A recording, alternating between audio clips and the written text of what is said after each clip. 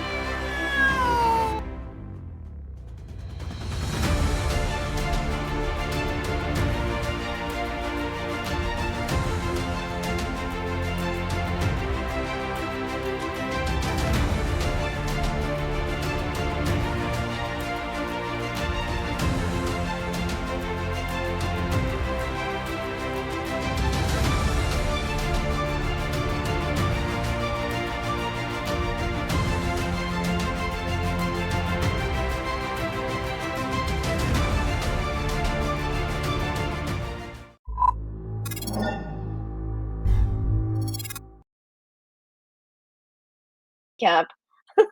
He walked around. Wayne left his mic I'm on. doing, I'm doing He's a like, little extra for you, Negro. he's like, I'm getting married. I don't care. All right. Is he? I don't know. We'll find out. Uh, Oh, you mean Tasklin? Tasklin, yeah. If no one objects. Yeah, if no one objects. All right. Good morning. It's 8:30 in the morning. It's the 20th of July, and we're playing D&D. We are in session 18 of After the Odyssey, titled "The Calm Before the Storm." We have a wedding to hopefully take place today, but first we need to do a recap because nothing else happened other than Tasklin getting engaged last week. Wow, that's a lot of pink. Sorry, I'm just looking at the stream. Hey, good morning, everyone. Streaming to you live from Madison, Wisconsin. And at this session, our player who plays Ametrius was playing Nico for us. But we are glad to have the real Nico with us today. We begin this session on our 20th day reunited. And some background.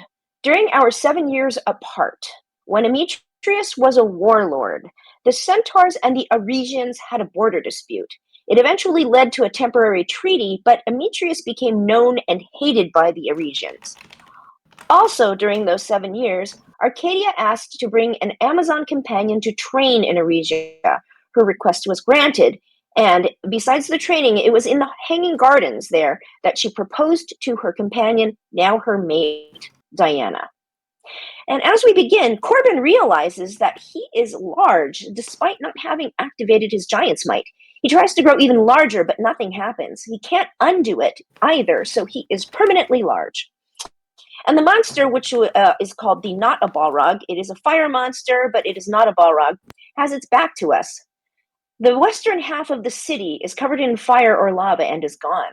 The eastern side of the city, which includes the Queen's Palace and the Hanging Gardens, has not been destroyed yet, although the lava is creeping closer. Ametrius wants to see the Queen before engaging in battle, both to make sure she isn't in danger and also to try to enlist some of her champions to help us. We land at the palace. Ametrius approaches the nearest guard and asks where the Queen is. Was that you? Did you? And the guard says, was that you? Did you set this thing up? Oh, fuck it. I don't care. She's in the temple. Seeing the guard being disrespectful to Ametrius, Tasklin casts lightning lure around his neck and pulls him towards him and tells him to watch his tone. He looks over at Ametrius, expecting a nod to finish the guard, but Ametrius tells him we need to save the city, so he lets him go. And now the guard thinks the party is as bad as Ametrius. Lucky we didn't sign that oath of fellowship with Tasklin, I don't think. We get to the temple. The Queen is barking out orders. Chuck is there, who is, by the way, an Arisian warrior monk we met on the second day of the Great Games in the Royal Labyrinth, which, by the way, was our 50th session together back on April 30th, 2023, over 2 years ago.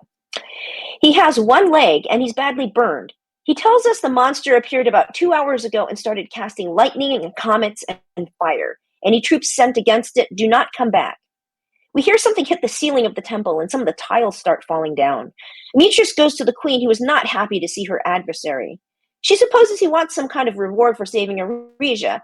When Tascalin suggests they could raise shrines in our honor, the queen takes an obvious interest in him. Demetrius asks where the champions are, but the queen does not know. He proposes if we help her, she should agree to the borders, as the centaur define them.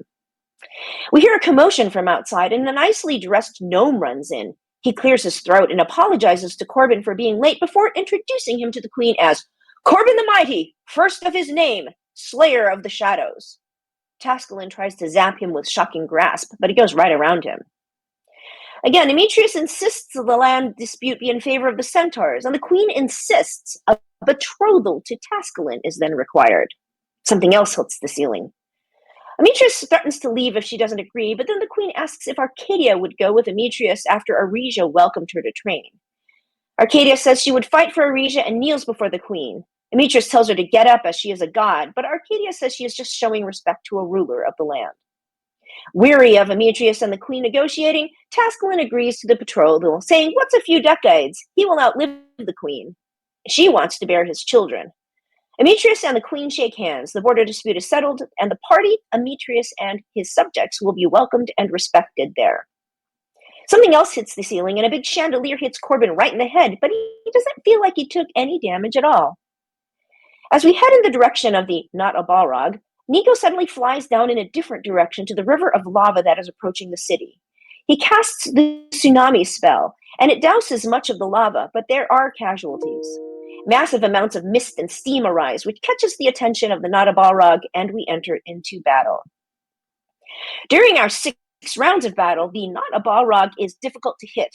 It creates an eruption that burns those within a 60-foot by 20-foot by 20-foot line. It throws meteors at us. It has an energy breath.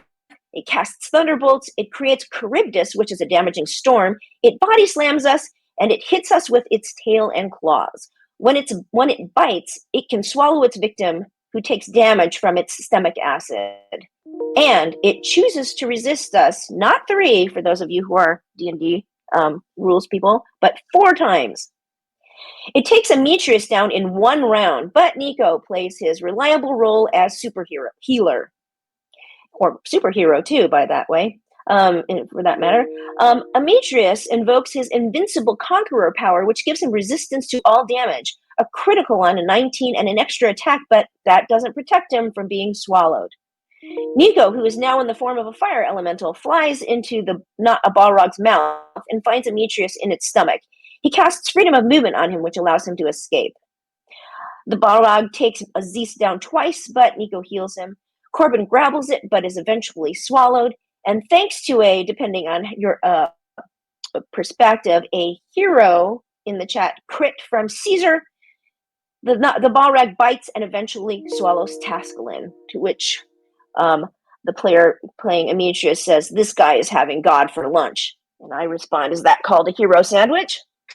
When the Balrog bites Demetrius and tries to swallow him, Demetrius gains 3 legendary resistances and chooses to save against it. Tascalin, meanwhile, goes down from stomach acid. But then Caesar plays both sides and gives Demetrius a crit, who might have mentioned he had a level 9 divine smite in the Twitch chat. So Demetrius uses a banishing smite and his new level 9 divine smite for a whopping damage of 180. Then he rolls and crits on his own level 9 divine smites again for 122, hits a 3rd time with a level 4 plus divine smite for 91, cleaving the Balrog, the Not a Balrog, in half for a grand total of 393 points of damage. His godly smites create a bright light that blinds all of Arisia for a moment. Corbin carves his way out of its belly, thinking he killed it from the inside. Nico heals Tascalin, and Demetrius cuts off the Nada Balrog's head. We see Amitrius's herald and Corbin's herald standing next to each other, and Amitrius's herald looks at Corbin's and smiles, and Corbin's herald walks away with his head down. We fly back to the Queen's palace to inform her of our success. It will take a few weeks for Amitrius to inform the centaurs of the new agreement, and the Queen decides the wedding will take place the next day. When Amitrius asks Tascalon if he realizes he's about to become the king of Eresia, Tascalon doesn't think that's much of an upgrade from being a god.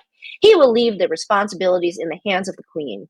She is fine with that as long as he fills her with a baby. She wants his godly genes. Nico walks over to Chuck again, who doesn't have a leg. But Nico doesn't have Regenerate prepared, but he tells him he can get him a new leg the next morning.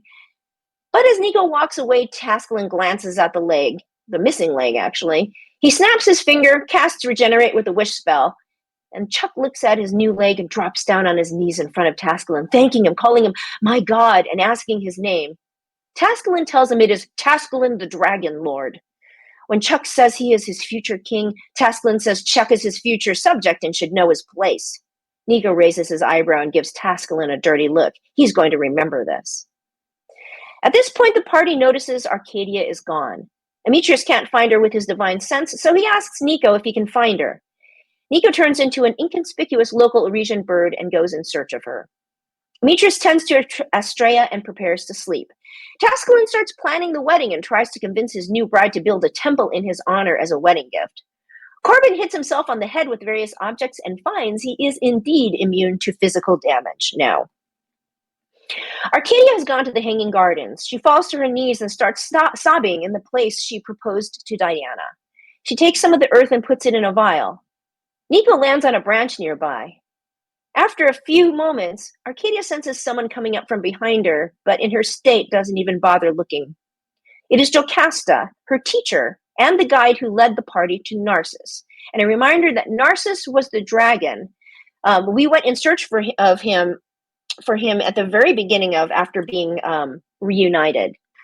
He is the dragon and the sibling of the five who told us where to find the components for the Theogenesis spell, and he expected us to return with those components so we could cast the spell on ourselves as well as him. Jocasta asks Arcadia why her appearance is the same. She hasn't transformed into a divine form like all the others. And Arcadia bitterly tells her to get closer and she'll make her skin crawl, which is what her mother said about her. Jocasta does but feels nothing. Arcadia tells her she is now partly evil and dead, and Jocasta asks to take her hand. And when Arcadia puts her hand in her hand, she feels Jocasta slightly recoil from her, but it's only very momentary. Jocasta says she just feels a little colder, but the same. She asks her what she will do now, and Arcadia says they have to find the person responsible for this and take care of them. And she asks if she will return home after this, and Arcadia says she thinks so. Jocasta stands to take her leave, assuming she will see Arcadia at the wedding. Arcadia thanks her for her friendship and for her instruction. And as Jocasta leaves, she tells Arcadia she doesn't think Narcissus will be very happy. Arcadia stays in the Hanging Gardens. She's never liked cities. She notices Bird Nico, but doesn't know it's him. She also sees two big black ravens in the distance who fly off. She knows ravens are pretty rare in this area. They have the same feathers as the black one that was left when the cloaked figure disappeared in the Dragon's Tooth in Astoria, which, by the way, was Session 25, June 26, 2022. And Michaela, the head of the Queen's Guard in Mitros, identified it as a raven's feather in our 31st session on September 11th, 2022. Amitrius shaves his beard off, but he has to use his Holy Avenger to do it. Regular daggers won't cut his hair. He also crops his hair short, and he saves them the golden hairs in a pouch. Nicodemus flies off, rejoins the party, and informs them Arcadia is fine.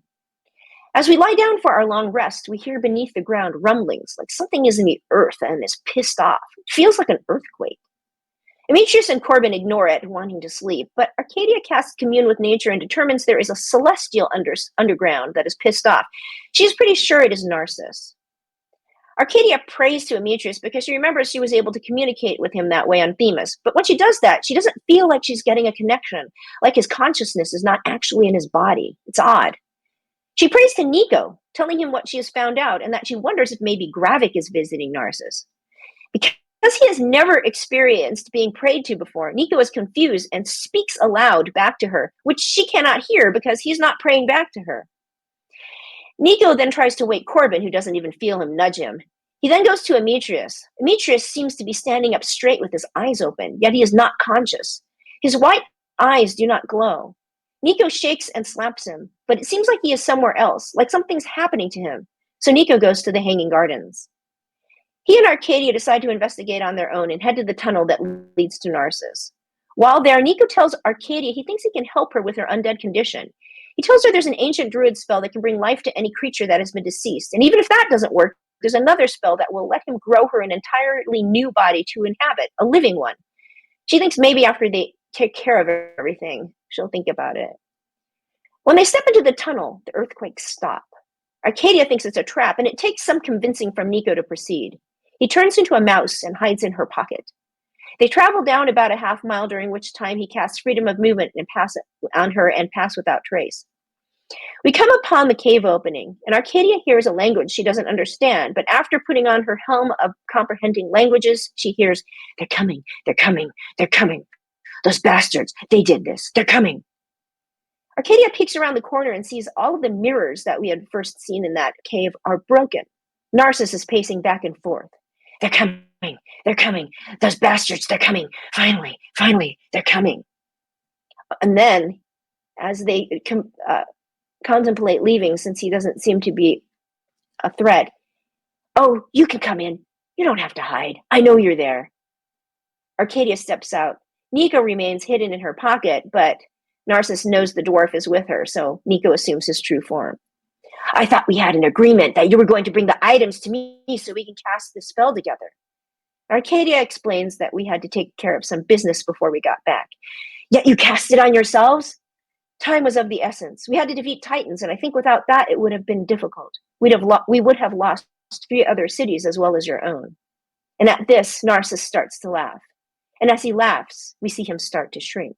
"Well, I'm glad you did that, because it was all part of my plan." And we see where Narcissus used to be. Gravik. "Thank you so much for falling into my traps, you stupid fools. When you are ready, you know where to find me." They see him step into a portal, which remains open. They leave the cave, and when they emerge from the tunnel, they hear screaming. In the town center, they see Chuck has been blood-eagled. Nico takes Chuck down. He folds his arms over his chest and puts 2 coins on his eyes. When he does so, Arcadia feels a jolt of some kind of energy coming through her body. As soon as it happens, it dissipates. And it was very weird energy. It didn't hurt, but it didn't feel good either. She doesn't know what to make of it. Nico returns to the palace, and Arcadia to the Hanging Gardens, and we take a long rest. We end the session and begin our new one on our 21st day reunited. Fuck yeah! Motherfuck me. Oh yeah, we gotta do a. That's a new one.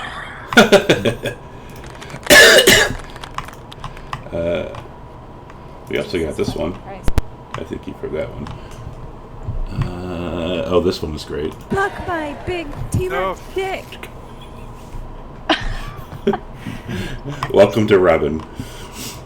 Okay. Yeah, she will be joining us rather soon. All right, so it's a new day. It's a beautiful day for a wedding. Hang on. Oh, yeah. What were you going to say? Can I interrupt? Yeah. I just when Arcadia goes down to, she lies down in the Hanging Gardens to sleep. What happens? She lays down in the Hanging Gardens to sleep. What happens? Oh yeah. Let me find my notes really quick. So when she lays down to rest, you close your eyes, and you don't even feel tired. Like you don't even think you need to sleep. And like it's kind of weird.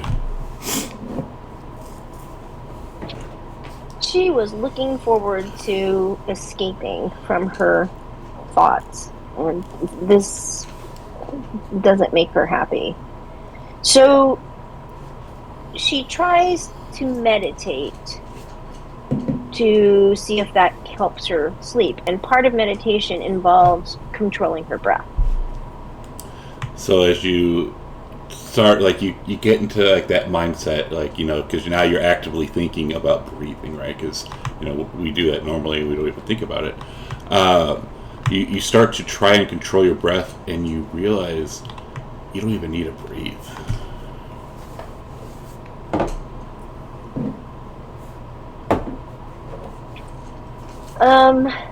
Okay, she takes some time to digest this, and her mind is racing, and she is somewhat bewildered and upset. And so instead, as a way to focus on something to get her mind off of all the things that that has happened to her, she is going to repair Nyx. Okay. Nyx is back.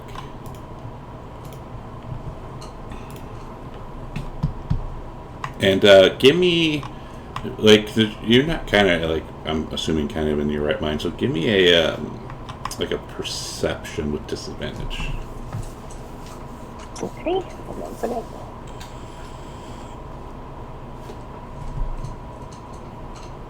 Very sus. Sorry, Very sus. hold on just a second. I'm trying to move things around. And Burzum Nico is open for you to take him. Is what? He's free for you to take him.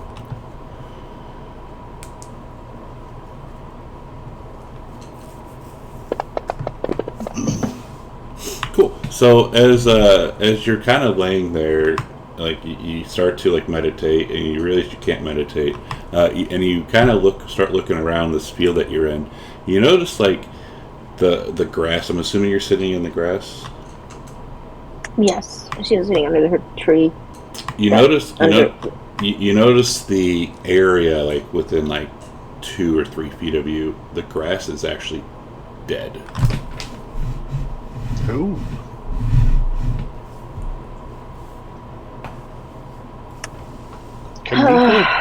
Can Nico cast Druidcraft to try to bring it back to life?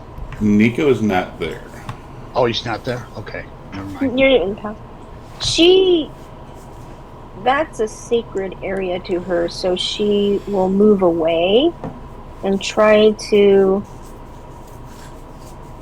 sit somewhere else that doesn't have anything living, like a path. Okay. But this upsets her. Yeah. Rightfully so. She's like the ultimate roundup. She really is. Got crabgrass? This is her secondary career after she's done. Yeah. Easy way to make some money. You got a tree or something you gotta get rid of. I'll take care of it. Just give me an hour.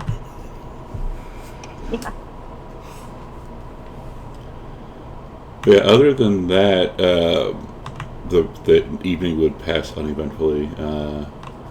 Like, Arcadia's doing her thing. Tasklin is off with the queen. I'm not sure if, like, Nico, Ametrius, or Corbin want to, like, sit there and chit chat or not. Yeah, probably. Is it like the morning? It's still evening. If you don't have anything to discuss, then we can pop over to the morning. No, I mean, Well, I think unconscious. they were all sleeping. Oh, this that's right. discovery of Narcissus happened in the middle of the night, so they were all Corbin sleeping. wasn't being woken up because he had his pillow. That's right. So Alright. they would have slept, and I think Nico and Arcadia would have decided that it was more important, since Gravik just said, when you are ready. They would have both decided it was more important for the party to finally get a good night's sleep, and then tell them in the morning. That's right. Alright, so yeah, now it's the next morning. And as you guys are waking up, you see, like, the people running around getting shit ready for this elaborate wedding that's taking place. I would go to Nico and Corbin and say, good morning, how did you sleep? Good for once. The pillow might have worked. Huh. And you, Slept Nico? pretty good. A good night's Anything? rest. Any strange visions? No Nope. visions, but we ran into Gravik last night. Kitty and I. Say what? Gravik, What? where is he? He left a portal open. Damn. The They one said thing when they we weren't are going to ready. do. The one thing they said they weren't going to do. down- Gotta be a trap. He spills the Yeah, beans. perhaps. That's what I'm thinking. But it's probably still open. So Well, we should go check it out. But Aye. something strange happened to me. what's that? I saw a woman in my dreams from a centaur village, and she was there was a sick child, and people were praying to me to heal it, and somehow I did.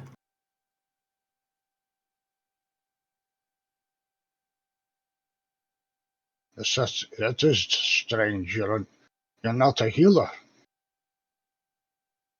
Very I odd. can heal. Oh yes. It was No, the you can heal. Not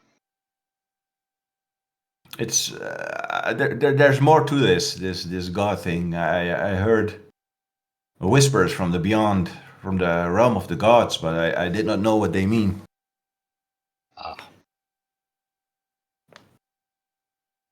Well, perhaps the same will happen to you two in time. And I'll say, where's Arcadia? Do you know? At that moment, she'd walk into the palace, and you'll see Nyx perched on her shoulder, and she looks sad. But I don't know if you would really notice that. Amishius would approach her and he would say, I heard you encountered Gravik. Yes, Narcissus. We went in search of the source of the earthquakes, and when we went into the tunnel to the cave, to Narcissus' cave, they stopped. And we ran into him, but he transformed into Gravik and said we fell into his plans. He left the portal. Yeah, it looks like he left it open. He said when we are ready. Perhaps We we know should where to cancel his find him. wedding.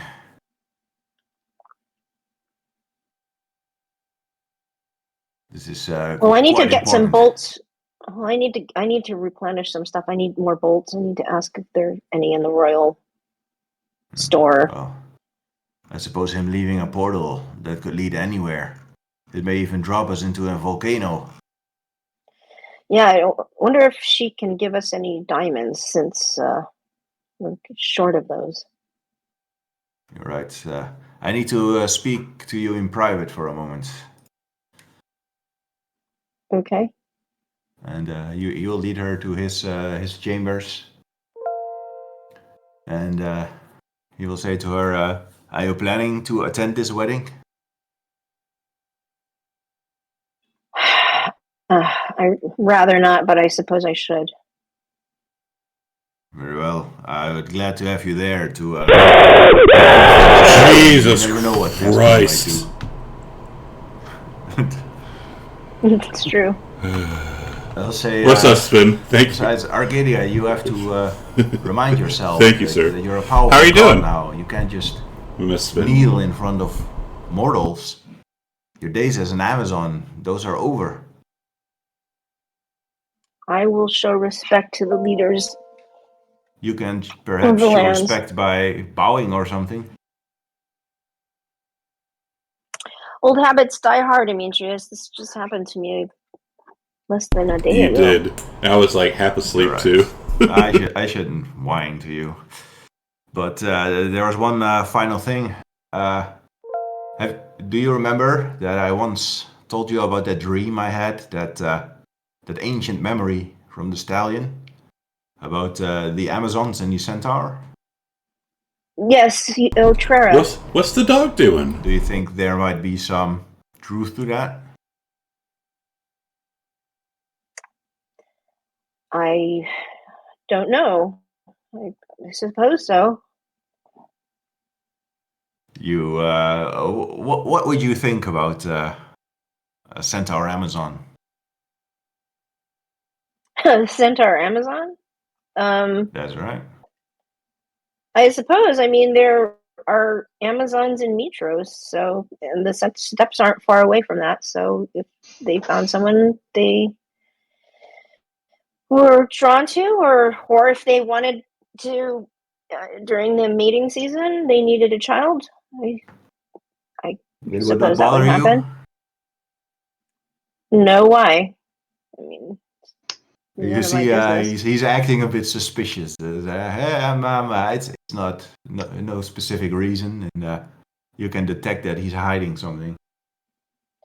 Why are you asking me this? How far Yeah, I was into just curious, Strahd are you? Well, I know. really. Well, Spin and Caesar are both here. Never mind. I think I know where you're at though. In there. What? Do you have another daughter somewhere? That's a Oh, wait. best dog. That's He's an so Amazon. cute, Did you though. sleep with one of the Queen's guards or something? Hopefully the What? breathing gets That's better. outrageous. No, I did not sleep with one of the Queen's Guard. I have some standards. But remember Corbin's wedding? Yeah. Well, a few Amazons did attend, including the Yeah. Queen.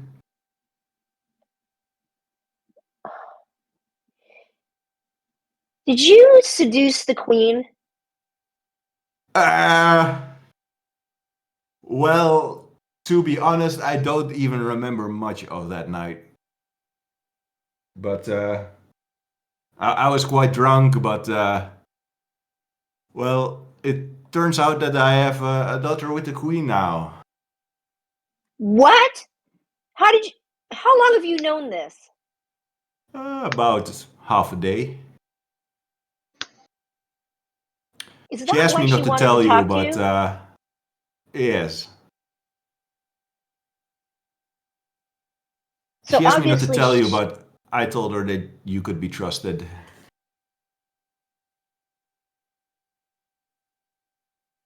well, she's the Queen, and if did you cast some sort of a charm on her? Really? What kind of man do you think I am? Come on.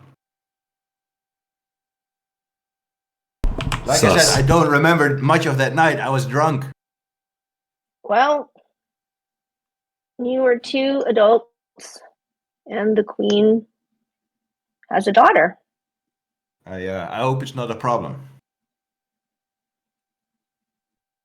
No, I, I just didn't think after you called her a hag that she would actually want to be with you, especially in that way. But Listen, I'm as I surprised as guess, you are. okay, well,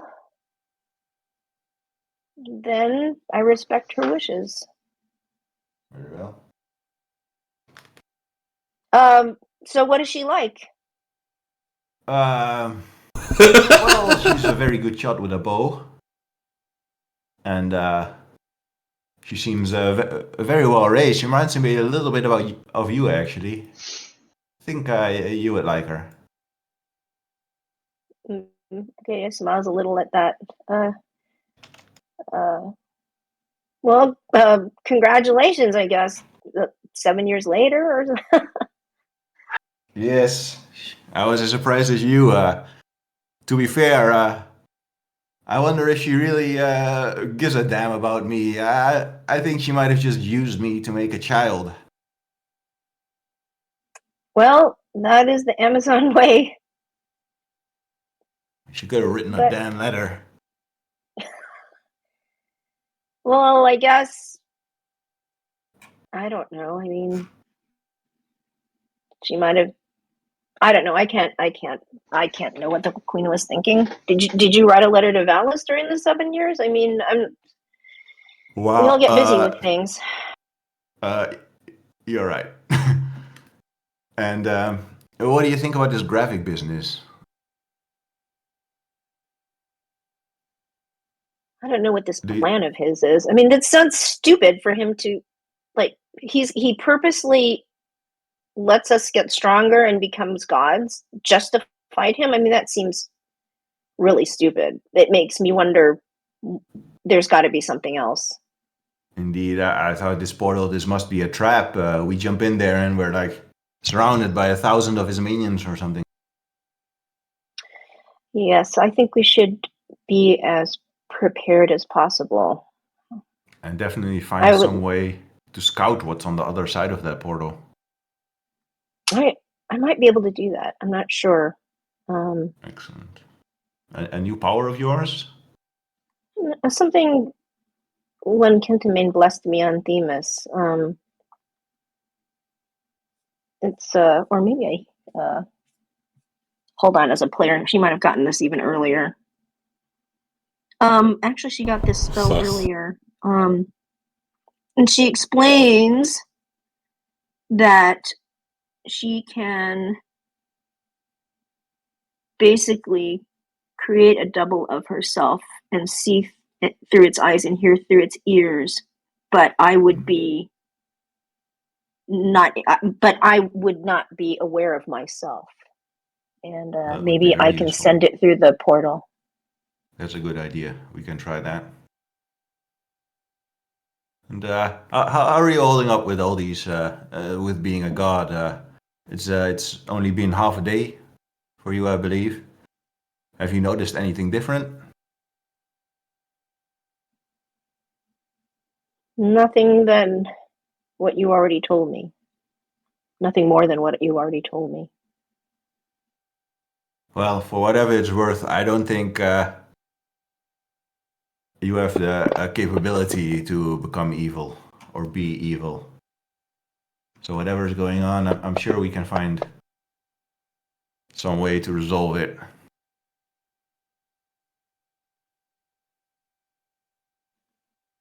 And she just nods. All right, let's try to find Taskelin, I suppose.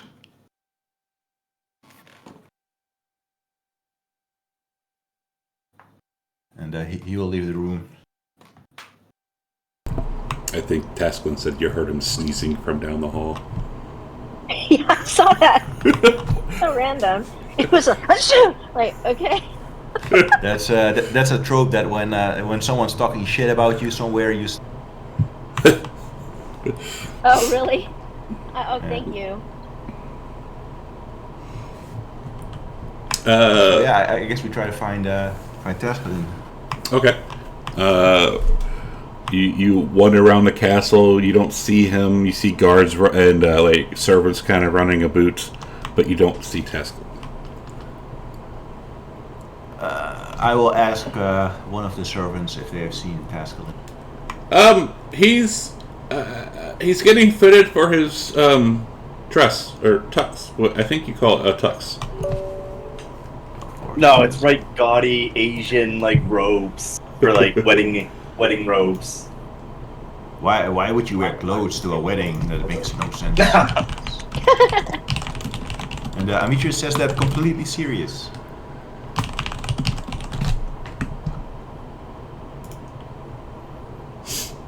But yeah, that's where you find him getting I guess getting alterations and stuff. Like when you walk in, like Taskin's got his arms up, he's got like a tailor all like up in his business. Ah, friends. I'm kind of predisposed at the moment, but can I help you with something? Yes. Gravik has shown up yesterday. Real Oh, is that what that was about in the town hall? I heard someone was murdered. Quite a gruesome sight. Wait, someone was murdered? No. That's something else. Oh, then nothing happened when he showed up? What the hell are you talking about? Who got murdered? Am I with Demetrius? All of us are, right? Yeah, I figured you. I guess so. kinda all be- Yeah. Arcadia and Nico would say, sorry, Corbin, but Chuck was blood-eagled last What? night. Gravik was here? You told everybody but me? Oh. Yes, sorry. Gravik. And she explains what happened, the whole tunnel, the whole 9 yards. She explains that to Corbin. I must follow him very quickly.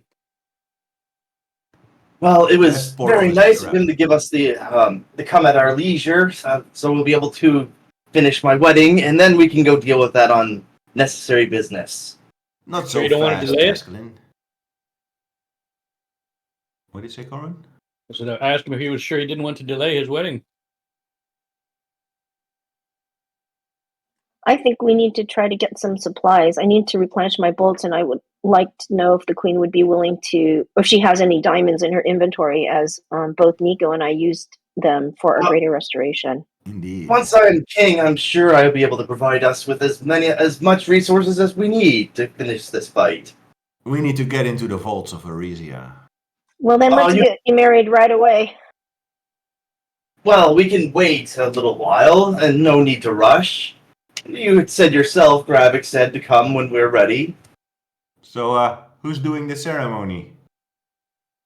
Oh, some high priest or something. I'm not 100%. My charming fiance is dealing with all those issues. I'm currently getting fitted, as you can see. Make sure it's a magic ceremony. I don't know much about their customs, but I'm trying to indulge them. Alright. Apparently, all the royals and nobles will be attending this gathering. That's only right. We can probably ask for sponsorship from them if you want. We should also go to Mitros and check out what diamonds and supplies they have there. And perhaps see what they did with Spike. Okay, but I'm currently busy. I can't teleport you back there. I'm keeping up. After the wedding. I mean, just set the wedding to the morning so that we don't have to spend all day here. The wedding will happen when it happens, Demetrius. You need to learn patience. I need to learn patience. Gravik has an open portal directly into your city, and he can start sending minions through at any moment. Well, that is a very good point. We'll send some guards over to watch that. Where did you say it was? In the tunnel where Narcissus was? And he'll Beneath the look temple, to one of the yeah. He'll look to one of the guards and kind of nod to him, the indication, go do that. Yeah, those guards are gonna be real useful. Alright, just tell the queen that the wedding must be held post-haste, and then we need to check out Mitros and see if we can get some diamonds there from the vault or what have they. And then I'm sure Paskin's half paying attention. He's just more interested in his robes that are being fitted. Yes, I'm sure there are diamonds available here, Demetrius. Don't worry. Right, I'll go get undressed for the wedding. You will do no such thing. And he's What are you going to look talking over. about? He's going to look at the tailor. Can you fit him with something appropriate? Don't be ridiculous. I'm not wearing your silly human clothes. It would be my honor, my king. You are in this land. I'm a centaur. You are in this land, and you will follow its customs, Demetrius. Don't you want to maintain peace? Well, that means cultural exchange as well. Then I'll just wear my armor. But I'll not be wearing one of your fancy little human suits. No, you can wear your armor underneath it. They're very loose fitting. It shouldn't be a problem. And he's gonna gesture for the tailor to go. Arcadia. Yeah. Oh, go ahead. Sorry. I'm saying Arcadia is going to leave before he gets any ideas. Well, she already has a dress. And Arcadia needs an outfit as well. I want my party looking its best. They are my groomsmen, after all. And they She's already gone. they clap right away, my lord, right away. And you see more I will tailors come follow running in. Arcadia. I will be gone with her. This is outrageous. And you hear, my lord centaur, wait, I need to get your measurements. I will cast command on him, and I will say leave. And you say, and he turns around and walks away. Demetrius, will you please just do this for me? This is a great honor being my groomsman at this wedding. Tell you what, It'll help. If you build get trust. Arcadia in a dress, I'll wear a suit. They don't have dresses here, only robes. Arcadia, please, will you? She's not there. Ah. Can you go find the rest of my party and tell them that they are needed for fitting as well? I'll go look for them, and Corbin follows. Oh, nobody wants to get dressed up. Corbin's not a big fan of underpants. And as you're going away, you see somebody running back with a very nice kilt as they keep running past you. Wearing clothes at a wedding. Why? You got something to hide? You got a dagger under there? Outrageous. A wedding is about trust, and trust should be naked. Tailors, do you know anything of centaur clothes? Perhaps we can make like an exception and kind of mix their style with ours, with Eurasia's. And you see him start to like give a disgusted look, but it's like over before it like can manifest, and they say, "Well, we don't know about their." Taskin will like nod, like I know. We don't know about their culture. Well, do the best you. Fucking dicks. Do the best you can. I know it'll be difficult, and I don't expect anything spectacular, but if you could just try, I would appreciate it greatly. Well, I guess we can get a carrot on the stick or something like that. Maybe lure him in. And Tasman's gonna hold back a chuckle, like, don't need to be insulting about it, but please, just do the best you can. If they don't cooperate, just try and put something together for them. Very well, my lord. And for the woman? She's usually more reasonable than the others, but try and be coercive with her. I'm sure she'll give in if she knows that it's something that I requested. Very well. Is she opposed to black? Ask her what color she would prefer. Very well. And for the big one? Again, you'll have to inquire from them what they would like. Very well. And is Nico there, or did he like go with the group, or is he hanging out with Taskell and willing to get clothes? No, he's not going to hang out with them to get clothes. He's not interested in them kind of. No.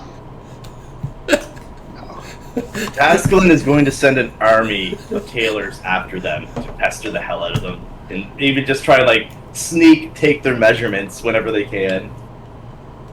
Oh, good luck with that. The sneaky measurement taking. So where are the four of you gonna go? Like to hide from these? Are you gonna be together? Or are you gonna like run and hide, or what are you gonna do? Well, there's not really any shopping district or anything left in the region, right? Like half the city is destroyed. Correct. So we don't have much choice but to hang at the palace or maybe a temple. All right. Well, you hear as you're doing that, then you hear a crowd of people walking your way trying to find you. For what? And they have bits and like, if you've ever been to a tailor, they have like measuring tape and all that crap with them.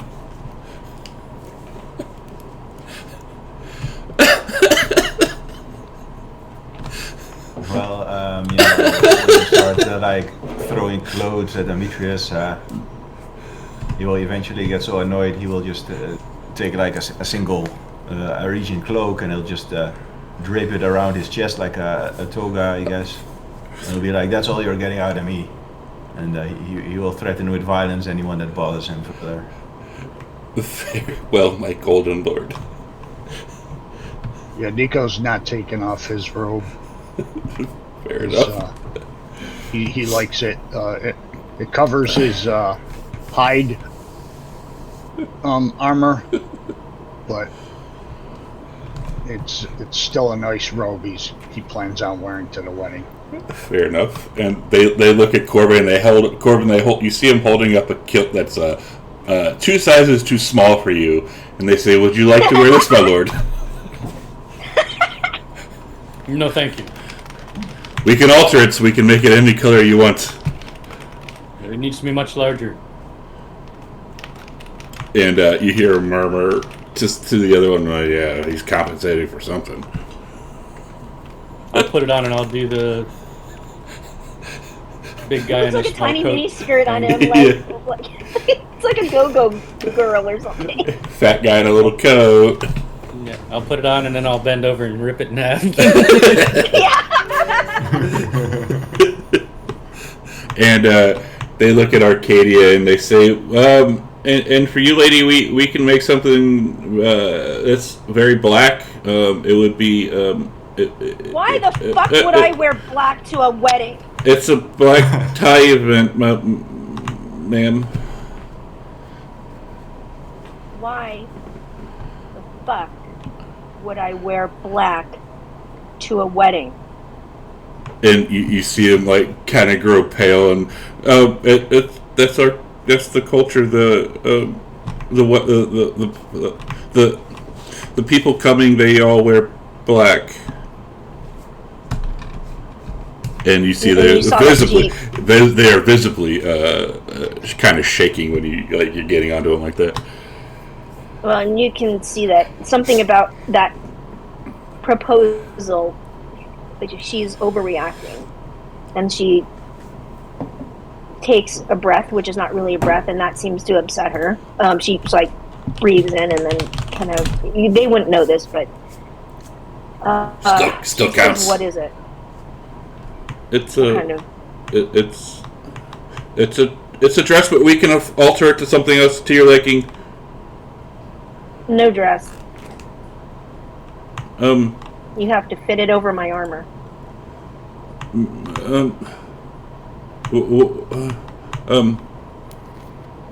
Can we take measurements?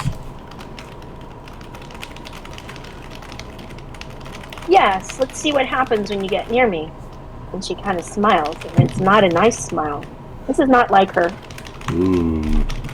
And the other three there, you see this as one of them comes up and he's holding a tape measure, and he starts to take measurements, and then he and backs up really quick, and it's like I don't feel good. Here, you do it, and and the guy takes off running. And this other one, he kind of goes to look you in the eye, and he averts his gaze really quick, and he starts to get closer, and he makes it for about 5 seconds, and then he gets almost green, and as he says, sorry. Go ahead. He says, I'm sorry, and I can't, and he takes off running. Is there a third person or just two of them? Just two of them. And she says kind of quietly, that's what I thought, and she'll walk away. And she'll actually go to a private place and actually take her armor off and polish it, because she'll do that. And when she does that, does she notice any scars on her body? She does not. And you see her close her eyes and kind of take that in, but she will start polishing her armor. And we'll point out that Demetrius, Corbin, and Nico, you all noticed this interaction with the people, the Taylors, and Arcadia.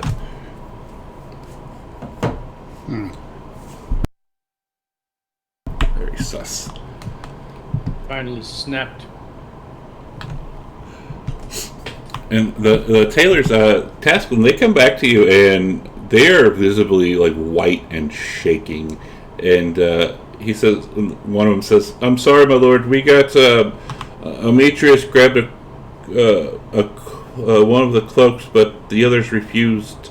And the lady, she also refused." Gravik's just going to sigh like a disappointed father. No worries, I figured it would be difficult. I should have known it would be beyond you. They are rather a rambunctious bunch that are always uncooperative. But, very well, continue with your duties. I will have a word with them later. Perhaps they will be able to show up in something other than drab outfits. I appreciate your efforts. You will be further trouble. I will offer you a bonus. Oh, thank you, my lord. Thank you. Yes. Now, unless you're helping with my garb, I would suggest you go find other duties to busy yourself with. At once. And they like skedaddle. And he's going to look at his tailor. How's this coming along? How much longer do you think this will take? I need to go have a word with my companions. Just one more alteration. The damn cloak. Just one more alteration, my lord, and we'll be done. Give me like 2 minutes. Very well. And he's going to stand deathly still while he's doing it, like a statue. And they get the last measurement, and they say it'll be ready within 1 hour. Speedy, efficient work. I appreciate that. You are going to get a huge bonus after the end of this. I appreciate you. Oh, you honor me, my lord. And he'll begin taking off the robes, and then once he's got that off, he's going to start heading out to find his group to go try and convince them himself. When you go to Ametrius' room, you see that Astrea is in front of his closed door, and she's just staring at Tascalin. She's just sitting there staring. I need to speak with your father. And she growls, and you're pretty sure she just insulted you.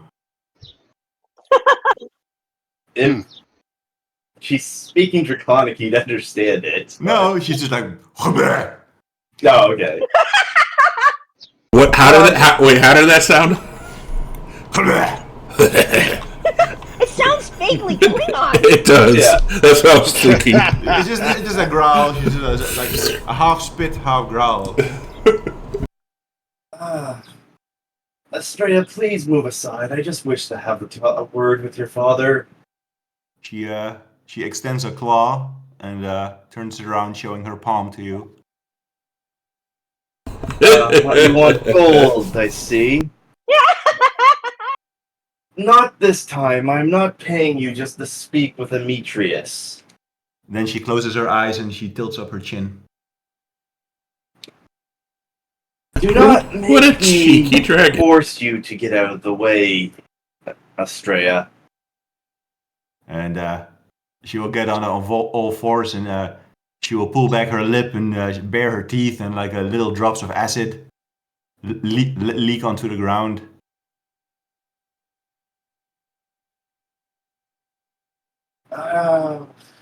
Astrea, let's not do this. Please just step aside. It'll be a quick conversation, I promise.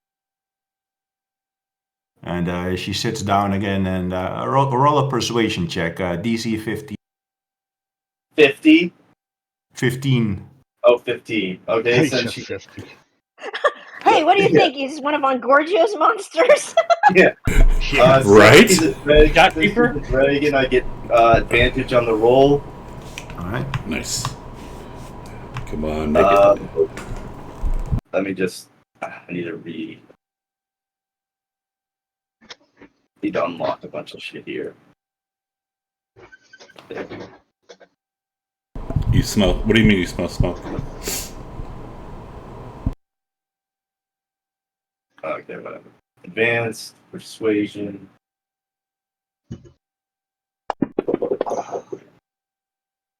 You did it. She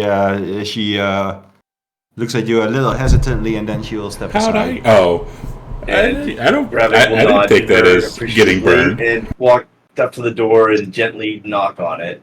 I take that with I'm happy for that. Demetrius, it is me, Tascalin. I need to have a Yes. word with you. I need to have a word with you about the wedding and the outfit. I'm already wearing the damn outfit. I'm an evil DM, remember? Oh, that's interesting. Can I come in? No. Come on, Demetrius. Let me see. It might need adjustments. You're not adjusting my outfit. You're going to be Of grateful course I'm I'm not even wearing it. Of course, I won't be adjusting the outfit. It'd be the tailors that would deal with that. And roll a persuasion check. DC Okay. 15. No advantage on this one. Fine, go in. And he'll open the door and walk in, close it behind him.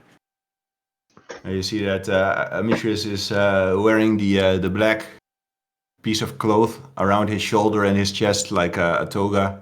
A bit like I guess a bit like Corbin's picture. Yeah. Oh, but he'll take a moment to inspect it. Just like, yeah, it looks fine to me. Looks very becoming of you.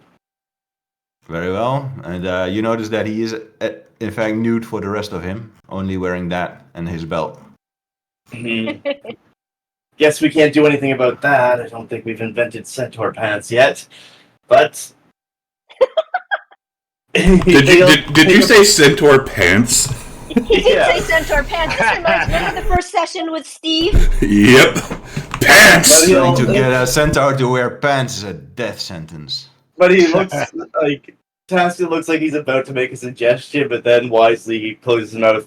Well, you fit the role well enough as you are. I appreciate your cooperation in this, Demetrius. I'll have you at my right side as my groomsman. I'll be expecting you to wear the cultural garb of the centaur when you attend. Of course, but I don't know if I'll be able to fit into it, but I'm sure if you can adjust it to fit a human, I'll wear it. Sure. We'll work something out. But I can assure you I am not going pantless. Come now. You got something to hide, the great god Tascalin? That's not whatever. I need to go speak with the others. I Very appreciate your cooperation, Demetrius, and he'll step out of the room and give Stray a pat on the side and start walking off to find the others. And she will turn up her snout at him, still a little offended.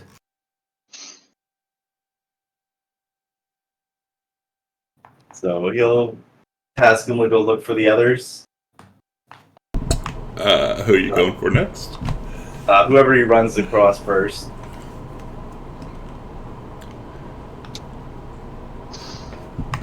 Let's do Corbin. I guess Corbin would be the easiest one to spot.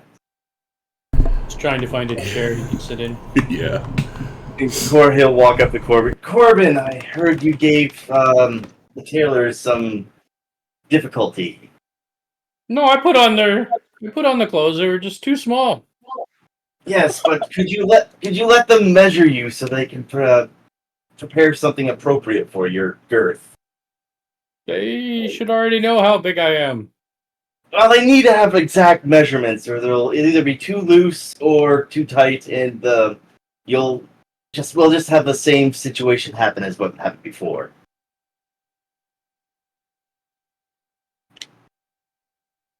If they were really good tailors, they should just be able to do it by looking at me. Well, I'm sure they're not that gifted, but if you just let them stand still for a moment and let them get a ladder, I'm sure they could have all your measurements done in 10 minutes. I will give them 10 minutes. Not a minute longer. Okay, and Tascalin will quickly try and find a tailor and tell them they got 10 minutes, get a ladder, and get a few people on it. They say, yes, my lord, the tailor will be on it. Yeah. And Tascalin will stand by watching as they make sure Corbin keeps his word. But he's also watching the the time very closely and kind of sweating a little, hoping they get it done in time. And they do. And with that, he's gonna go find. He'll go find Nico next. All right. All right. Nico, I heard you did not cooperate with the tailors. Well, I like to wear my own robe. That's fair, but would you allow them to add a few accessories to it to fit the occasion? Accessories? Yes, Such as what? I'm not sure. He's gonna he probably has a tailor with him just in case. What could you add that wouldn't be a permanent fixture to his robes and to his person to fit the occasion better? We could give him a good sash. Yes, that could work. Would you be okay with a sash, Nico?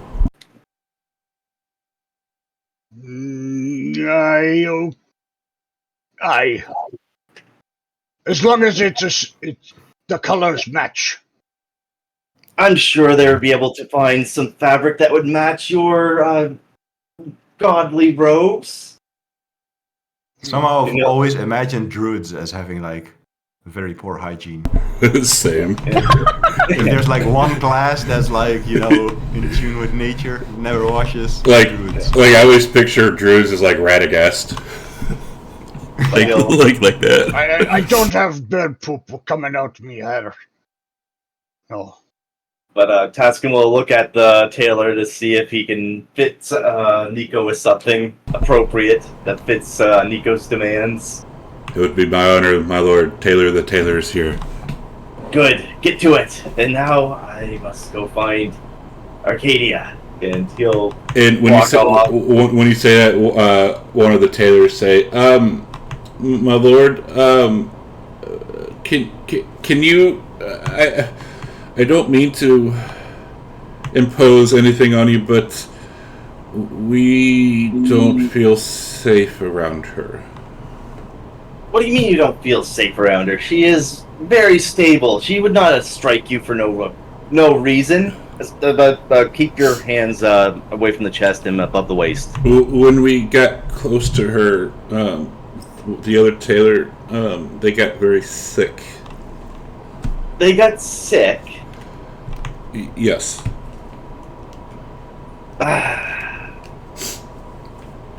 Well, you can try again. I'm sure it was just nerves. And I'll be standing close by to make sure that nothing happened.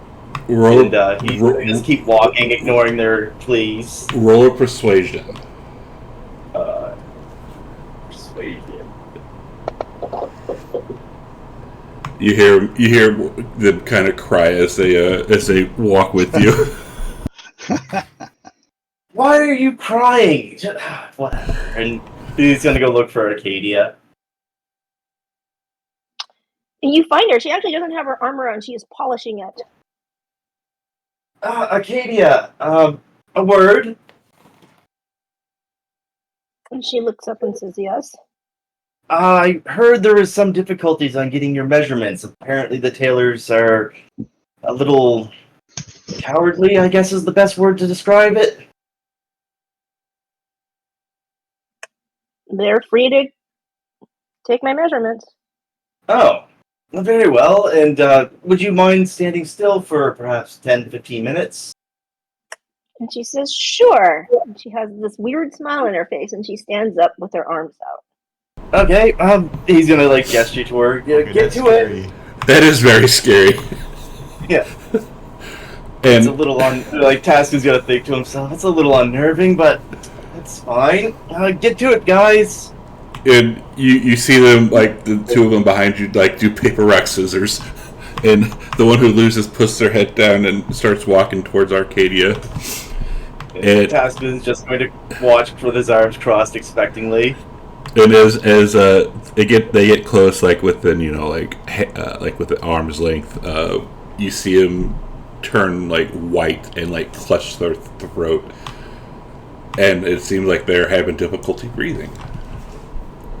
What are you doing? Taskin's gonna walk up to him, put a hand on his shoulder, kind of pull him back. What are you doing? I couldn't breathe. Very well. Give me the tape measurement. And then they vomit. Okay. Bro, what the hell is going on here?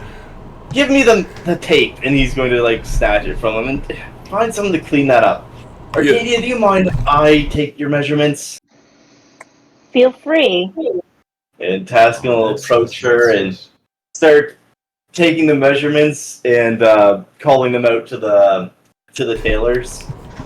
And you see, like, as they're writing him down, like, how is he not affected by this? What's wrong with it? And they hastily write down the measurements that you're giving out.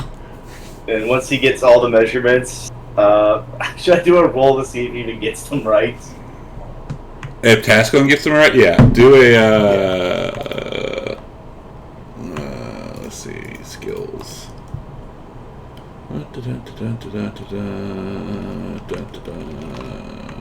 I guess survival, maybe? Survival? Yeah. Okay, that's gonna fail. Can you track That'll her fail measurements miserably.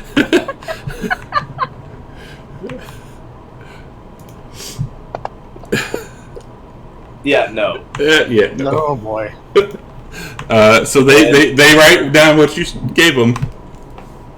And he will take once he's done, he's satisfied that he did it correctly. Like, there, that wasn't so. Then he's gonna like toss the tape measurement back to one of the tailors. Like, see, that wasn't so hard. What it was. You are godly, my lord. Well, obviously, but anyways, where is my fiance? Where is she currently? She's in the Queen's chambers, my lord, getting ready. You cannot see her, though, until the wedding. Oh, that's right. Very well, I guess I will find a way to kill time. Thank you, Arcadia. I appreciate your cooperation. He just nods and sits back down. Does she still have a shit-eating grin on her face? No, and in fact, when she saw the guards getting sick and throwing up, it kind of it changed a little into kind of a neutral expression. Alright. With that, Asklin will nod to Arcadia and go find something else to do. Maybe, like, we'll probably like go around trying to boss people around and tell them how to do things properly, even though he's doesn't really know what he's doing. But he's got to put up the facade that he's all-knowing. Alright. And while you're doing that, you actually run into somebody. Let me find who they are.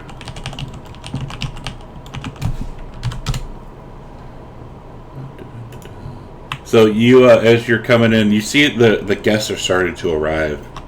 And one of the guests is a woman with like really long black, like almost like raven-like hair, and she's followed with like there's like 10 people like in her crew following behind her, and like 2 or 3 in front, like pushing people out of the way. And she sees you and she walks over to you, and she says, one of the guards comes up and says, "You must stay away from her. You must give her 5 feet at all times. Do not touch her. Do not shake her hand." Why is that? Who is she exactly? She's Lady Penelope. Sounds vaguely familiar. Very well. And he'll stand 5 feet away and just give her a courtly bow. I guess the guests have begun to arrive. I welcome you. Oh, thank you. I'm so happy that my sister is finally getting married. Oh, it's your sister. I appreciate you coming here at such short notice. Absolutely. Well, I could not turn down a wedding like this. It's going to be monumental. It is. And is there, may I ask if any of your other friends are going to be in attendance? they're currently off doing their preparing for the event. Fortunately, they have somewhat secluded themselves. That is fair. Yes. Is there anything I could do for you? Refreshments, food? I'm sure you probably are thirsty or hungry after your journey here at such short notice. Oh, that's okay. My herald will get them for me. Yes, and he'll like look around for the herald. And you see someone kind of like standing like, I don't know, 5 feet behind her off to the side, and he's like wearing these very nice robes, and he's writing things down. And he will give him a polite nod, but you can tell that he's like, another one of these people. And, but okay, then I will take my leave of you. There's still some things I have to prepare for the ceremony. Absolutely. I'm so happy that you're joining the royal line. Yes, it brings me great joy as well. I never thought I would be marrying into such a prestigious line. And we're so happy that somebody of your caliber, a god, is joining ours. Thank you for agreeing to this union. And Oh, no, I can assure you it is my pleasure.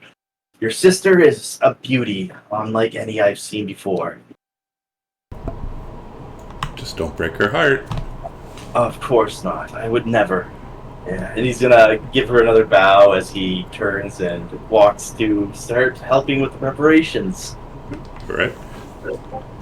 And you hear a servant screaming, and when you look over towards the screen, you see a massive black dragon, and entering the place, as well as Amitrius, who is completely naked except for the black sash, and he seems to have oiled himself up, so now his golden features are like shining brightly.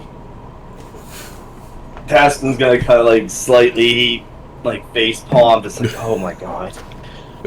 He's gonna like take as he walks forwards, people they get caught in his aura, and imagine suddenly getting +10 to all saves and magic resistance, and then as he walks on, that feeling disappears. It's clear that he's like trying to make a show out of it. And with your keen hearing, you hear, "Oh my God, it's Amitrius! Oh my God, I must have him." And of course, completely dignified, I completely pretend I don't hear any of that. And as I move to the front, I will summon a servant to remove the chair where his spot is. All right. And I will stand there. All right. Corbin Well, will follow him in, and he's wearing his nice new kilt, only he's ripped it off at the bottom so it's extra short. of course. And He's carrying a modified large giant chair for him to sit in. nice. And Arcadia, you hear like a quick bang on your door, and then you hear footsteps retreating. Alright, she goes to see what it is. And it is a package with your the clothing that they made you. And what is the clothing? It's a pantsuit. Doesn't fit over her armor, which is what she said she would. Well, you notice as you take off as you like remove the top from the package, you realize that it is way too small for her. Oh. Good excuse. She throws it in the corner. Nice. Taskin's gonna be livid with those tailors. How could they screw it? Such a simple thing up. They're their own profession. I will use a divine sense in this room. I want to see if maybe Graphic is hiding here or something. Okay. And Taskin, you having he's Amitrius is one of the groomsmen, right? So he's going to be up on the dais with you. Yeah. Well, he wants all of the party members to be groomsmen. All of them. Okay. Well, I would move to the crowd first to be in range of the visitors. Okay. See if one of them is maybe Graphic in disguise or something. You do not pick up any. And But and, since we and, have- and the all the guests, well, all the chairs are full, and it seems like everybody's like getting ready, like it's about to start, and you don't sense anything other than the party members. But since we have limited space here, I'll just have Metreus as the groomsman. All right. Arcadia walks out, and Nyx is really polished and shiny. She is polished and shiny. She's actually wearing an extra, basically a sash, an Amazon sash around that you don't normally see her wear, but it's basically the equivalent of like a dress uniform for the military. Hell yeah. And Taskin, you see, Nico has his nice sash on. Corbin has his modified kilt on. Ametreus is, wearing what Ametreus is wearing. And Arcadia is in her armor. But it's shiny. And he's going to look a little disappointed, but then he's going to, find if he can find the tailors in the crowd, he's going to, give them a slight glare. You do not see the tailors in the crowd. Okay. Okay, so he won't see the tailors, but he's just she looks fine. Demetrius thinks he hears something, and he turns around and he shows his ass to the entire crowd. And then he turns around again and he's like, "Oh, it was nothing." And you see two females faint at that. Oh no! Demetrius. Jesus Christ! He's gonna try and nudge Demetrius in the ribs. What? I guess the horse ribs. Behave yourself. This is a special event. Yes, yes. I'm well behaved. Now where's that priest? And the priest comes out, and he looks like this.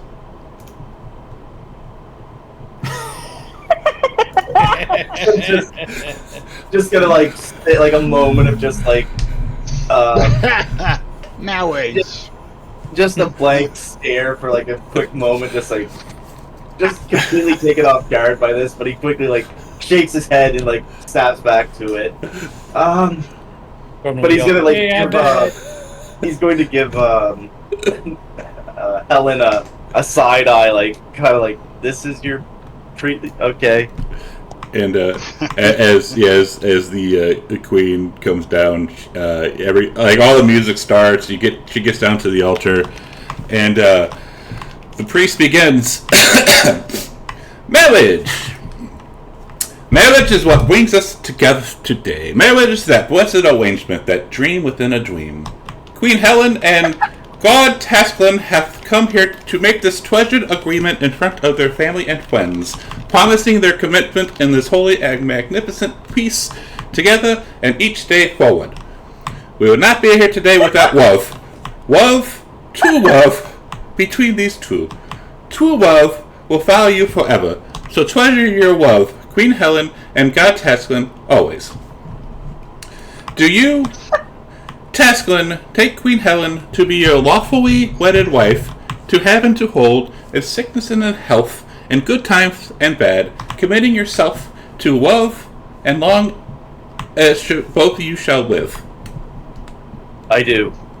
Do you, Queen Helen, take Tasklin to be your lawfully wedded husband, to have and to hold, in sickness and in health, in good times and bad, committing yourself to love to them, and have long shall you both live? And she says, I do. Have you the wings? And Tasklin will look over, since that's probably one of the things he would have been prepping for, he will look over to a small boy that he has a ring bearer, and he will take the rings from him, and he will put one on Helen's hand, or ring finger, and he says, place this ring on her finger and repeat after me. I give you this ring as a symbol of my love. I give you this ring as a symbol of my love. I promise to love you truly now and forever. I promise to love you now and truly forever. And he does the same with Helen.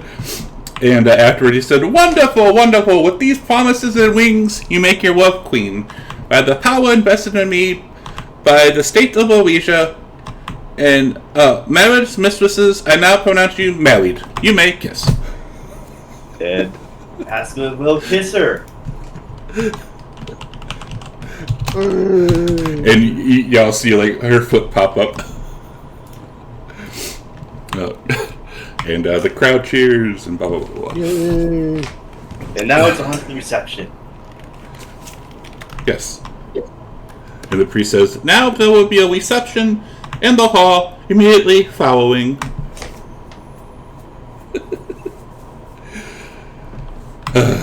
That was funny. As as you just walk out, the crowd is cheering and throwing like rice and crap. Yeah, as Taskin is walking down the aisle with her, he whispers, "We definitely got to get a better priest." What do you mean? He's such a good man. I'm sure, but never mind. We'll talk about it later. Okay. Those are some pretty heavy oaths, Tascalin. I've never heard of a male and a female having to make the same oath to each other. How odd. Well, I don't think you've ever been married properly, Demetrius. No, but I know about centaur weddings, and the man and the woman give different oaths. How else can you marry multiple wives? That's... We'll talk about this later, Demetrius.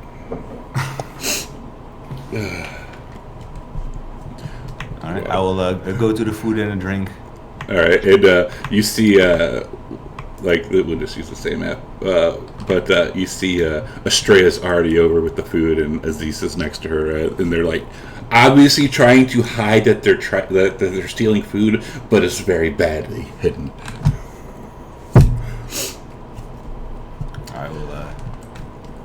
I'll grab the nearest drink, and I will pour myself a beer and begin drinking. Alright. Corbin will come over and grab a beer too, and you see that the Vengeance is standing where the carving station previously was, but is mysteriously missing. Of course. Yeah, Nico walks over, grabs a beer, tries to grab a plate of food, whatever he can. Yeah, there's plenty of food. Join the rest. Arcadia goes to get a beer too.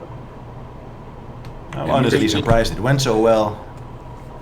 You What think about it's you guys? wise that we are waiting? I think we should be going after the Gravic. Well, Let's enjoy ourselves first. This is a momentous occasion. well, as the four of you are talking, Tasklin, Penelope comes up to you and says, "Would you introduce me to your friends, please?" Yes, of course. This is Demetrius. Oh, I'm sorry.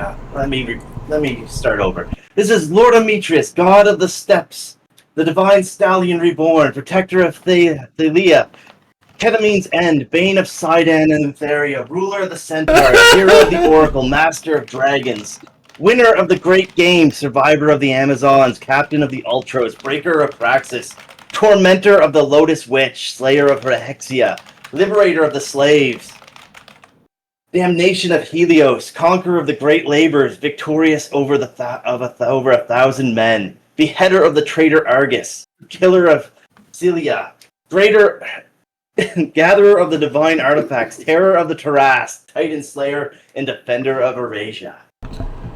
And you notice that Arcadia smiles slightly when she hears Tasklin mispronounce it as survivor of the Amazons, and she kind of nods. and Helen, she grows very red, very or not Helen. Penelope gets very blushy, and she's like, "Oh my God, you're such a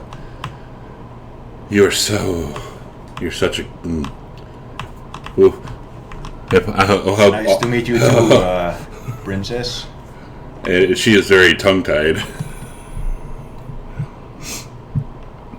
And Demetrius will wait for Tascalin to introduce the others. And she looks at over at Corbin and says, "And who's this large fellow?"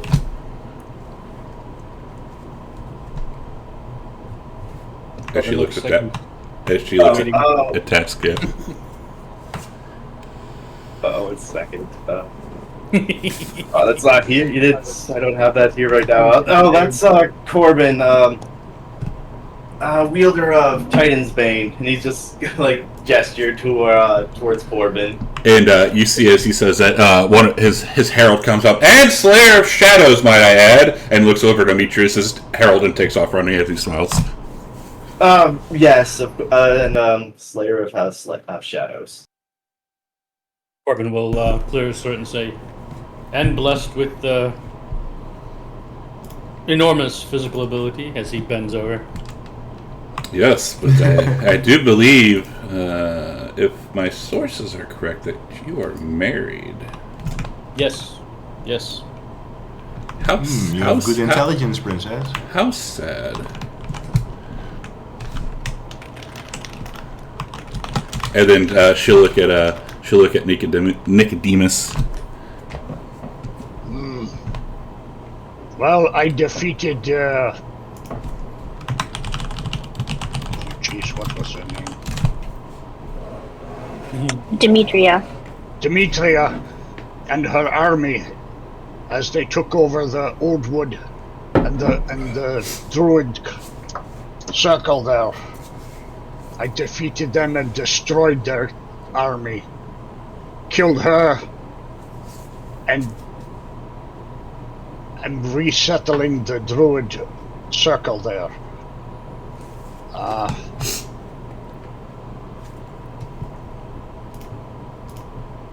And I have this beautiful spear too. And she says, "Ooh, that's a very fancy The spear." Promethean fire. But Ooh. I too am a married man. Sorry, my lady. And she bows and says, "That is a very it's always lovely to meet a druid such as yourself. Thank you for coming to my sister's wedding today." And he gives her a bow. And then she motions down. She comes up towards Arcadia and she says, "Lady Arcadia." And she says, "You know me." I have heard of your prowess in the battlefield, and you have spent some time in the city. Word gets around. And Arcadia glances at Demetrius. She puts her fist to her chest and bows. And she says, "Yes, your city has graciously welcomed me, and I appreciate them." Well, welcome, and we hope that we can. Hopefully, you enjoy yourself while you were here. And she bows again to her. And then, Tasklin, you see Estrella come up behind you, and she kind of nudges you, and you hear it coming from her. Right, of course. May I introduce the magnificent and beautiful Estrella, the most attractive dragon, eater of god flesh, devourer of 100 men, breather of acid, dreaded scourge wing, fear of the centaur. And he's going to step out of the way so that Estrella and Penelope can greet each other properly. And Penelope looks at Estrella and gives her a bow and says, "It is always lovely to find ourselves within the presence of a black dragon such as yourself." And she says, "Do you know something about black dragons?" Just that they're very, very rare. Do you know where they might be coming from? We have some of our intelligence points in different places, but we're not 100% certain. I've tried to research the origins, but I could not find anything. Well, that makes sense, being a centaur, but I mean, sorry about that, but that's maybe some of our intel is a little bit better than your intel. No doubt. And She's a little annoyed. And she'll bow at Estrella again and pull out a gold coin for her. She will be happy with that. And then looks at Taskin and says, if it's alright with my lord, I will take my leave now. Yes, of course. Enjoy the festivities. And as she walks away, like, she turns back and looks at Demetrius, and she's like, you know how, like, a woman, like, when they're walking away, they like sway their hips, like, try to get you to look at them. That's what she's doing. And when I see that, I will send the servant and I'll say, fetch me a goat's bladder. A goat's bladder, as he looks over at Tasklin. Haskell's just going to shrug as well, and just like he'll like watch Penelope walk away, and then look toward Tris and just be like, "Why do women like?" He just looks completely perplexed before he just like gives up on the thought and turns away. I just want to remind you that you got married to a queen you saw once. No, I mean that's not what I mean, anatomy-wise, he's just gonna like kind of gesture like to Demetrius and then to like a human woman, just be like, it just doesn't. Never. This is not the time for this, Demetrius. Maybe they're they come from Tijuana. Yeah, maybe. If you know anything about donkey shows. Try not to put it. Really expand your family. Really quick. Arcadia, do not look up donkey show. No. Do not look this up. I don't know what it is either. Don't. Purge it from your mind. Don't worry about it. Yeah, purge that from your mind. Whoa, there are videos. Don't. Oh God, she already Googled it. Too late. God. I think I knew what it was a long time ago, then of course I purged it from my mind. Thank you for refreshing it. You're welcome. Blame Canada. I just keep seeing Bachelor Party with a Demetrius in it. Oh yeah, that's what I was thinking too. 100%. Bachelor party, 100%.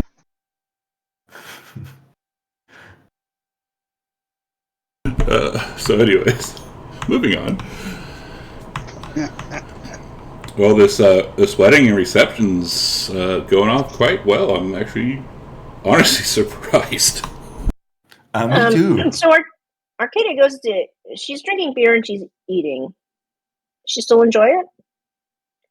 You do, but it's not filling you up, and you're not hungry. Okay, well, she's at least enjoying it. Yes? Yes, it tastes very lovely. Thank you, said from the person who currently is dealing with lingering COVID symptoms and can't taste much of anything. Thank you. Thank you for that. You're welcome.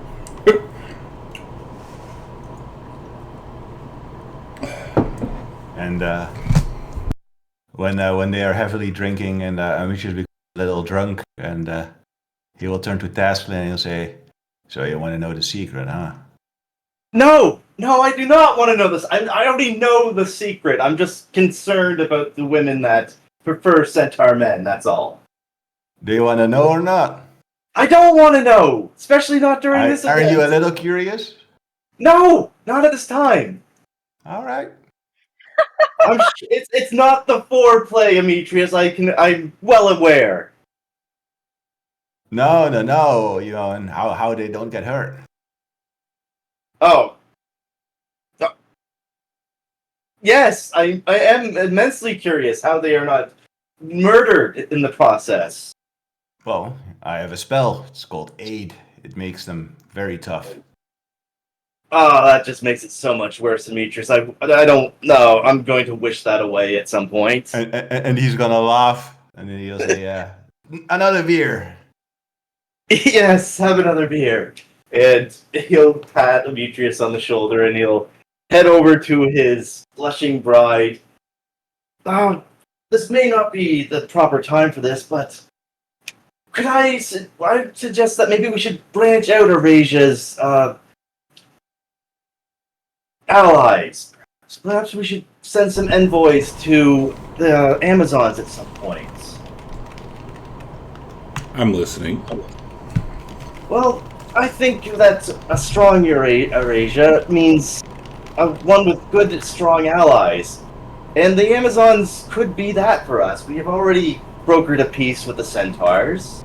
We could do that with the Amazons. Well, Arcadia, she has spent a lot of time here. I think, well, if she's up for arranging a meeting with her queen, I think we could possibly work something out. Yes, I think it would be good if we made Arcadia our ambassador to the Amazon. Well, that might be a conversation to have. I don't think right now is the time for it, but No, certainly of we course can. Certainly we can talk about it. No, of course, it is not the time for that. I just wanted to have the idea out in the open so that you could think about it. But now it's festivities and joy, and he'll hand her a glass of champagne. And she will drink it. And he'll drink it along with her. His own glass, of course. Of course, of course. And as you know, the meal goes around, there's singing, there's dancing, and there's clinking of glasses, and she whispers to you and says, "So about baby making." Oh, well, we can get started on that immediately after the reception if you are so keen to get started. Excellent. And can I have, there's something I want to say about my sister. She's, how do we say, have you ever heard the term in your land of the village bicycle? Oh, I not quite that crude, but yes, I am aware of such women. That is my sister, and it seems like she is enthralled with Demetrius. Don't worry, we would call Demetrius the party bicycle. He prefers to branch out quite a bit. Fair enough. They would make a good pairing then. I believe so. I think Demetrius and your sister have caught each other's eye. Maybe that would strengthen the ties with the Centaurs and Aretians. Who knows? It very well could, but I'm afraid Demetrius is not one to be tied down. But he will probably impregnate your sister if they do happen to populate. He seems to have very potent genes. Well, my sister, from what I've been told, is one to get tied down, if you know what I mean. I believe I do, but that's not quite what I meant, however. But I'm sure having blood, like Centaur and Eurasian blood, even if it is a bastard, it could strengthen ties. I believe it would be good for the two people. Excellent. Well, let's get them drunk and maybe they can copulate. I don't think we have to get them drunk. as you look over and see her like all over Demetrius.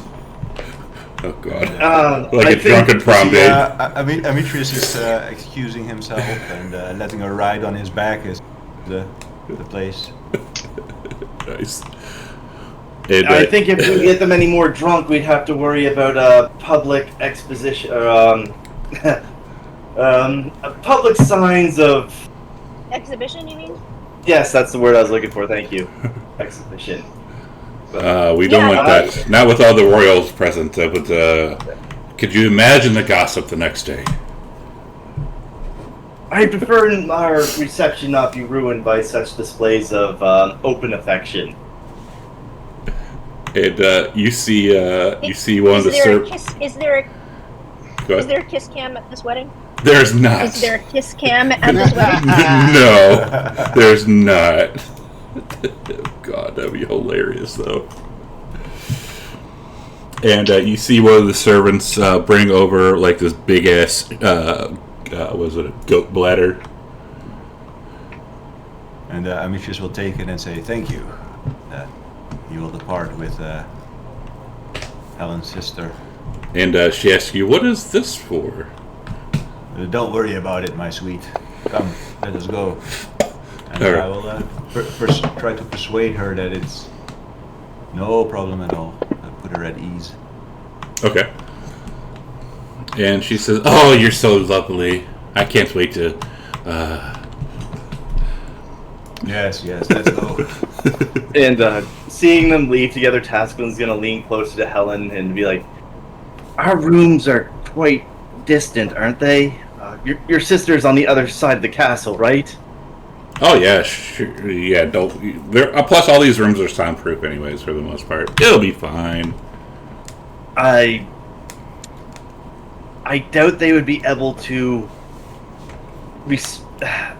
block What are we Amitrus's... doing? You know what? Never mind. What the hell? Oh my god. The best part of this is I'm going to have to try to transcribe all of this. Oh, God. This is not where I saw this session going. But I'm here for it. It's funny. But I think we've had enough drink. What do you say we retire for the evening, Helen? Of course. And he's going to hold his hand out for her to help her get up out of her seat.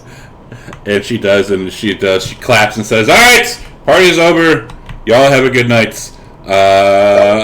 Don't bug me till tomorrow. That's not fair. We are going to retire for the night, but everyone else enjoy the festivities for as long as you please. Just be sure to close the door behind you. And everyone's cheering and clapping, whoever is left, all the guests. Yeah, and he'll take Helen by the hand and lead her to the bedchamber. Perfect. You would have noticed that Arcadia's staying away from people. She will hang with the party. She's drinking excessively. That's very odd for whomever. The whole party would have no, she doesn't drink, so that's kind of weird. And she has switched from beer to liquor. And as you're drinking more, Estrella comes up and says, "Can I have some?" Sure. And now, is Arcadia feeling drunk at all? She is not. She says sure, and she gives her some. And she drinks. She takes the bottle and Now opens it. Go ahead. Just curious. The dragons said they didn't trust Arcadia and they stayed away from her before, but it doesn't seem like this is happening now. It doesn't seem like Estrella is coming towards you. Aziz and Vengeance are not. Okay, because when the first transformation happened, Estrella was growling at her. And she's the one who told Demetrius that they didn't trust her. Correct. But she seems to have changed her tune, at least for now. Maybe Well, Demetrius had to Amitrus talk did with tell her to change her tune. Amitrus Yeah. did say we that's do true. trust her. Yeah, and you also notice as she's walking up, she's kind of swaying a little bit. Like Estrella's kind of swaying a little bit, like she's a little tipsy. All right, she would say okay, but just one. And she takes the bottle and upends it. And she throws the bottle behind her and says, I'm hungry, and takes off into the kitchen. And you hear screaming coming from the kitchen. Oh boy. Arcadia would give up and go outside. She doesn't like this singing and dancing crap. How about Corbin and Nico? They're just enjoying the flow of the beer and the what do you call it? The appetizers and everything. Hell yeah. Then Nico finds the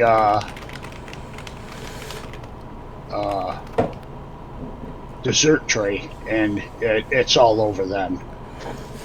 Of course. he's got that rotund belly, and he's very fond of sweets. So he's chomping down on the cookies and cakes and everything that they have set out. Hell yeah. Trying to get wider. Trying to get Corbin to have some. Come on, these are delicious. Corbin would follow him over, and he would take them as they're offered to him. I have a quick question, by the way, Ingorgio. Since he got married, does he get the merry effect from the ceremony spell? Let me look it up really quick. Let me look it up really quick. Right, I got it right here. Just look it up, read it really quick.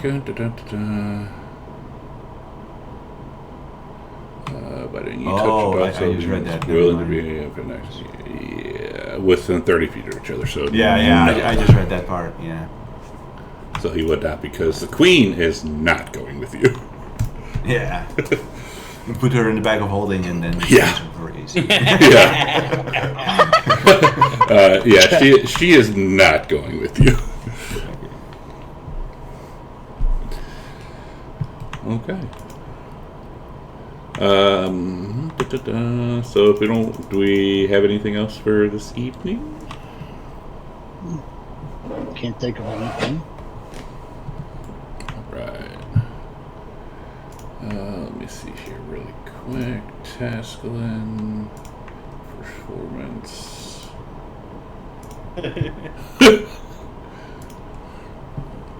Alright, so Seriously? Thank you. Yeah, you rolled a 22, so you're good. Okay. It would have been hilarious. So, getting the marriage annulled night first night. Anyways, so the next day, I guess Tasklin, you'd come out, and there's some guards, and they say, "My king, we have a complaint about one of your guests, but we didn't want to bring it up to them." I see. I'm assuming it must be Arcadia then, if you're scared of them. No, it was with one of the dragons. Oh, I see. Which one was it? The black one. I see. Very well. Do you know where she is right now? And what was the complaint to begin with? She's currently belly up in the kitchen. She got very, very drunk last night and was causing havoc. And there are several people with broken bones, and there's animals all around, and there's some of the carpet and tiles have been destroyed with acid. He's gonna just sigh and look up at the ceiling, and then just, you see, like, he's pondering something for a moment, then he'll shake his head off. Very well, can you have some servants start to clean that up? I will go have a word with Demetrius. For those with broken bones, have them healed without our cost. And he'll start walking towards the kitchen to confront Estrella. And you hear a loud snoring coming from the kitchen. And he'll walk into the kitchen, and I assume he immediately is met with Estrella. Yeah, she's like on the table. She's passed out, she's on her back. Her wings are like splayed out, and she like has her head to the side. And you see some drool coming off of her, and as it lands, like little acids, like you hear a little acid hitting. He'll like smack her on the top of the head gently to try and wake her up. Roll a d20. Oh boy! In the tower or in the open? Oh, open side. Oh, that did not go in there.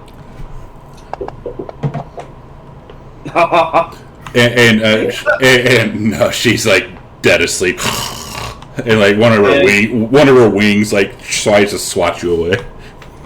Yeah, And at this point he'll shocking grasp the top of one of her horns. Ooh. And that'll jolt her up. And Taskin will take a step back and cross his arms and like, Estrella. And she like flips up on her feet really quick like a cat and like growls at you and what? Taskin's going to stand his ground like, what were you up to, young lady, last night? Who fed you alcohol? I didn't drink. And she's obviously slurring her words. Estrella, compose yourself. This is not dragon-like. I'm not drunk. Yes, you are clearly drunk. Who did it to you? Well, Demetrius gave me some, Arcadia gave me some, Penelope gave me some. They said I'm old enough. I'm old enough. I can drink. No, you're not old enough. Because you don't know your limits. And she'll stomp a foot. Yes, I am. No, you're not, young lady. You go find a place to drink a gallon of water and then go to find your father. No. Yes. Go now. He's No. gonna point towards the doors where she could actually leave. No. Estrella. You can't make me. Estrella. Leave now.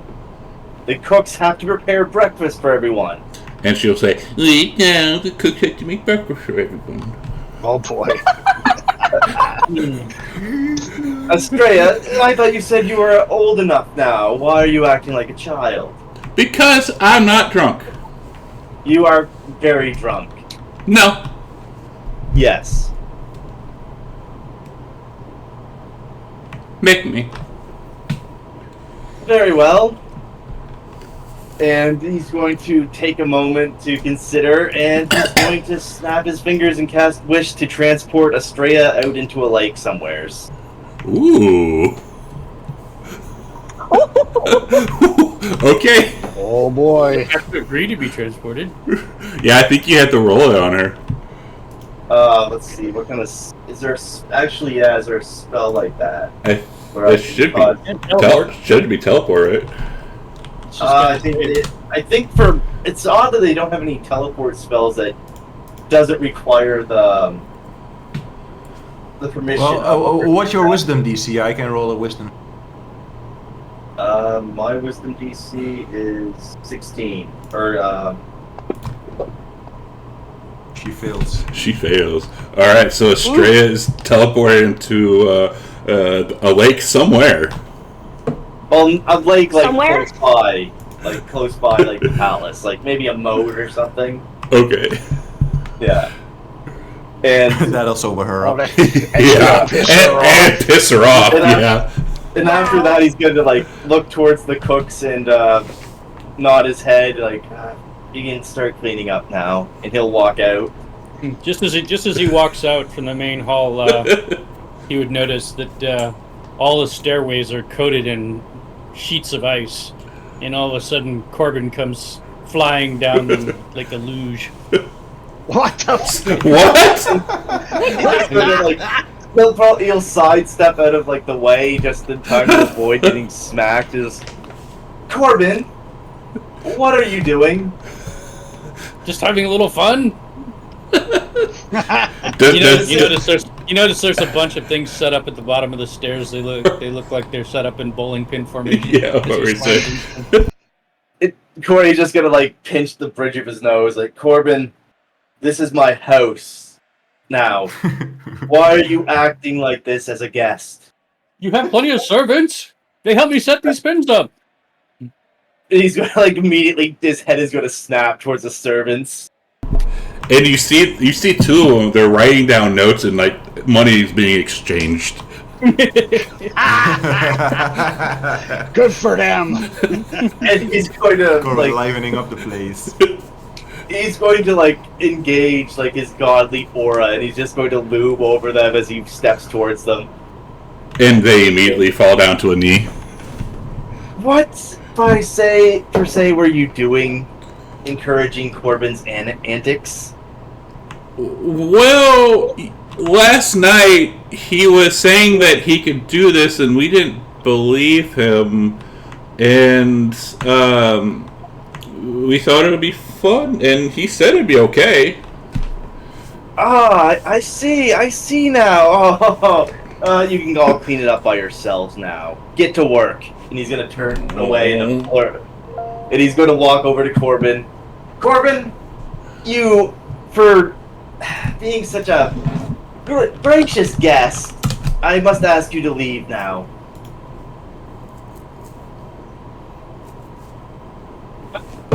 Oh, right.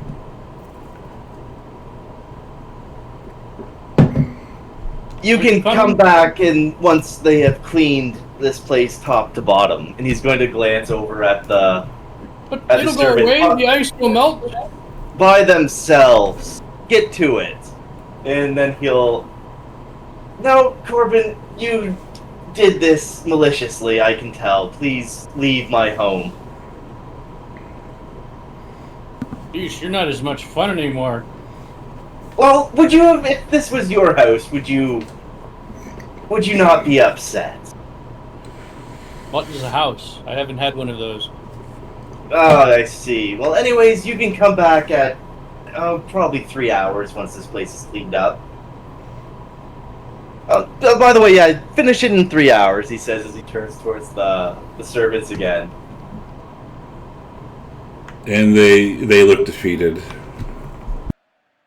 And if I see you getting any help from anyone else, I will dock your pay for the next 2 weeks. Yes, my king. Let this be a lesson to you. Yes, my king.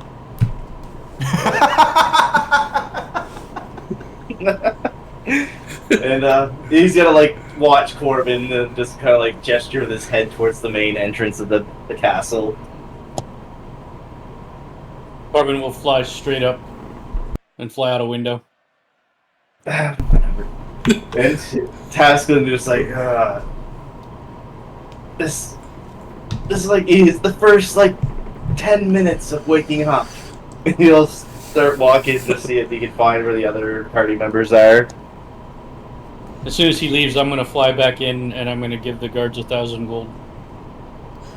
And they say, thank you, my God, King. Thank you, my no, he doesn't say King, but thank you, my Lord. Thank you. We will offer up prayers to you tonight. I'm going to say, don't worry. Don't let Lord Testicles...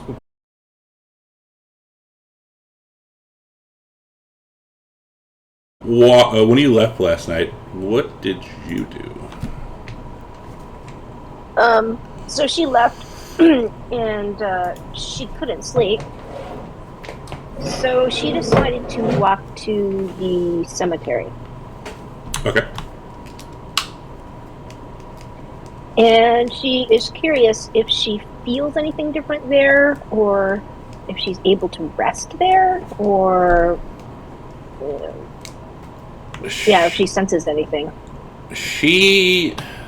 You sense something, but you can't quite put your finger on what it is. But you definitely sense something, like almost as like something's calling to you. But again, you can't put your finger on it, what it is, and you are unable to sleep there. Okay. Well, then she would walk back to the gardens and set up her pelts, not on a place with grass, but she would sleep there. Okay. Well, rest. I mean, she can. Right. She's gonna do her best to just enter that meditative state, which she's just trying to calm her mind down, because she's trapped with her thoughts, and that is mentally and emotionally exhausting. And she's beginning to feel like she can, if this is what Gravik was going through, she could understand how this could do something mentally to someone. All right.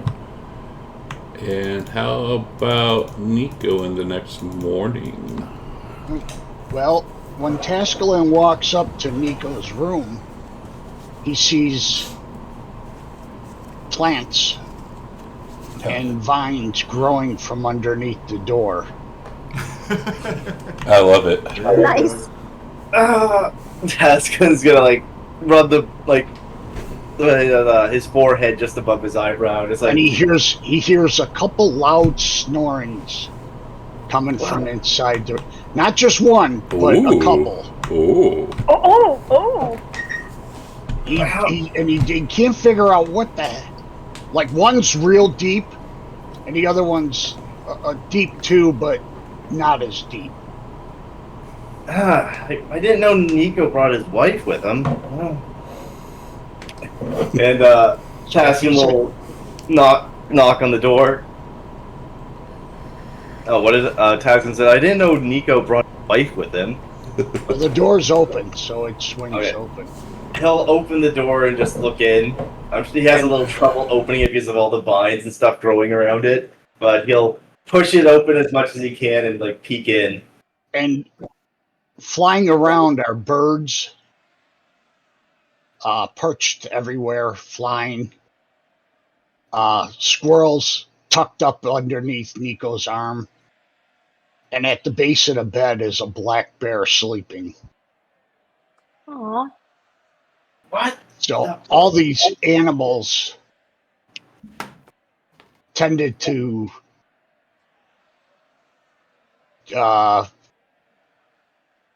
help. They just came to Nico during the night while he was sleeping. So something in his magic brought them. He's like Snow There's White. birds, or there's Cinderella. animals. The room is filled with all sorts of animals. Snow White arc has begun. Taskin will just like sock And his he's face. a dwarf. Nico! He's trying not to wake the bear or anything else. Nico! Nico! What a Wake night. up! Yes! Tascalin, what is it? Look around you! Oh, they must have came that night. Yes, obviously, Yeah. but can you avoid them hurting the servants? Perhaps do something about the bear before it eats someone. I'll send them away. Okay, I just wanted to check on you. You apparently seem to be doing well. Yes. You- I had too much to drink last night. Perhaps me magic had drawn them in. Yes, yeah, probably, but can you do something about the vines and everything? Wake up. And he snaps his fingers and casts Druidcraft, and they start to shrink. Very good. I just don't want to leave too much of an inconvenience to the servants. Well, but I will let you rest. When you're ready, come downstairs. I'm sure breakfast will be done by then. And he'll gently close the door. And as you close the door, you hear from Amitrius's room a woman yelling, "Help!"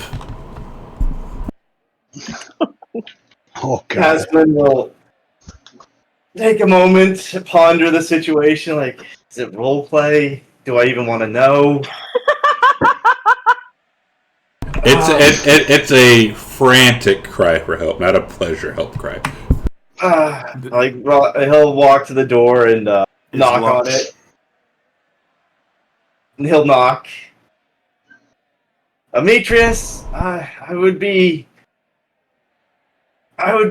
reckless of me not to check, but are you just having a moment of passion? You hear no reply from Demetrius. He'll But continue. you will hear the woman yell, "Oh, Tascalin, is that you? Thank God! Yes? Open the door!" What's wrong? I don't want to say. Well, you can unlock the door then, if you want me to open it. I can't! What do you mean you can't? Just open the door and get in here!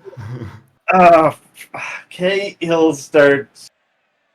let's see. Here's something you could cast and knock the door off. There's no way he's going to be able to force it. Matt, with his I did not strength. expect the session to go this way today. It's kind of funny. Yes, he'll just try and tell her, oh no, we can't do it. He'll lightning bolt the door off its hinges. And as the door falls in, you see your sister-in-law is tied to the bed naked. And Demetrius seems to be standing in the middle of the room, but he's unconscious. Like, his eyes aren't glowing, and he's like standing still like a statue. And he'll kind of try and invert his gaze as best he can from his sister-in-law and just keep it like looking down at Demetrius. Did you wear him out? I don't know what happened. We were having fun, and suddenly he turned like that. I don't know what he's doing. He's been like that for like 8 hours by now.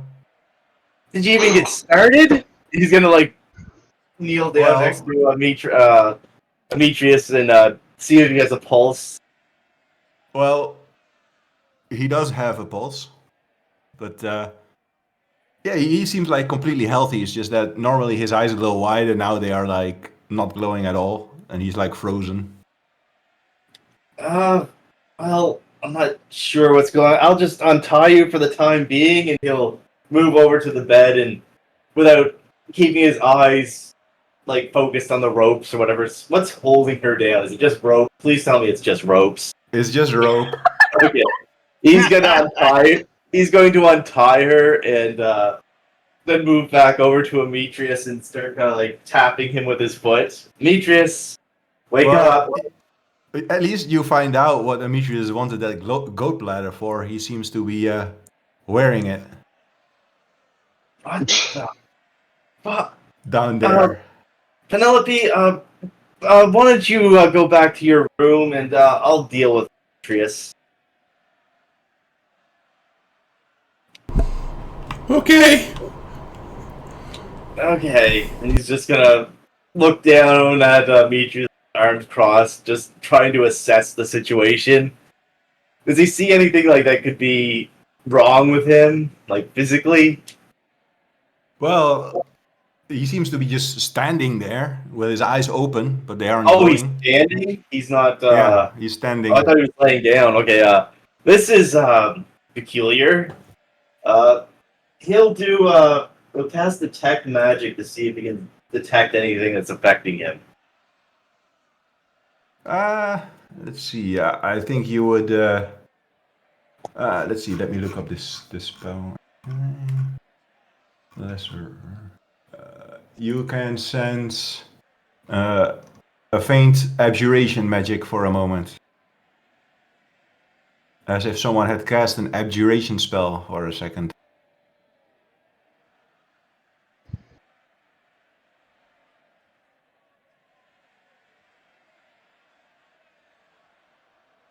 I was muted. He'll cast Dispel Magic to see if that'll take on, like, remove the effect of whatever's affecting him. No. Doesn't change anything. Okay. Taskman will walk out of the room and try and find some guards that can, like, put Demetrius on, like, a cart and, like, wheel him to someplace where they can do some work on, like, figure out what's wrong with him. So I guess he'll look like like they're moving a statue essentially on a cart. Yeah, when you come back 50 minutes later, you see Demetrius like casually walking out of his room. And he's like, "Huh? Good morning." What were you doing last night? Oh, with your sister-in-law. Don't worry about it. I used protection. No, what kind of protection? Because you were apparently frozen like a statue for 8 hours. Well, Penelope was tied to the bed. Oh, it happened again. Yes, I'm not sure how to explain this to you, but I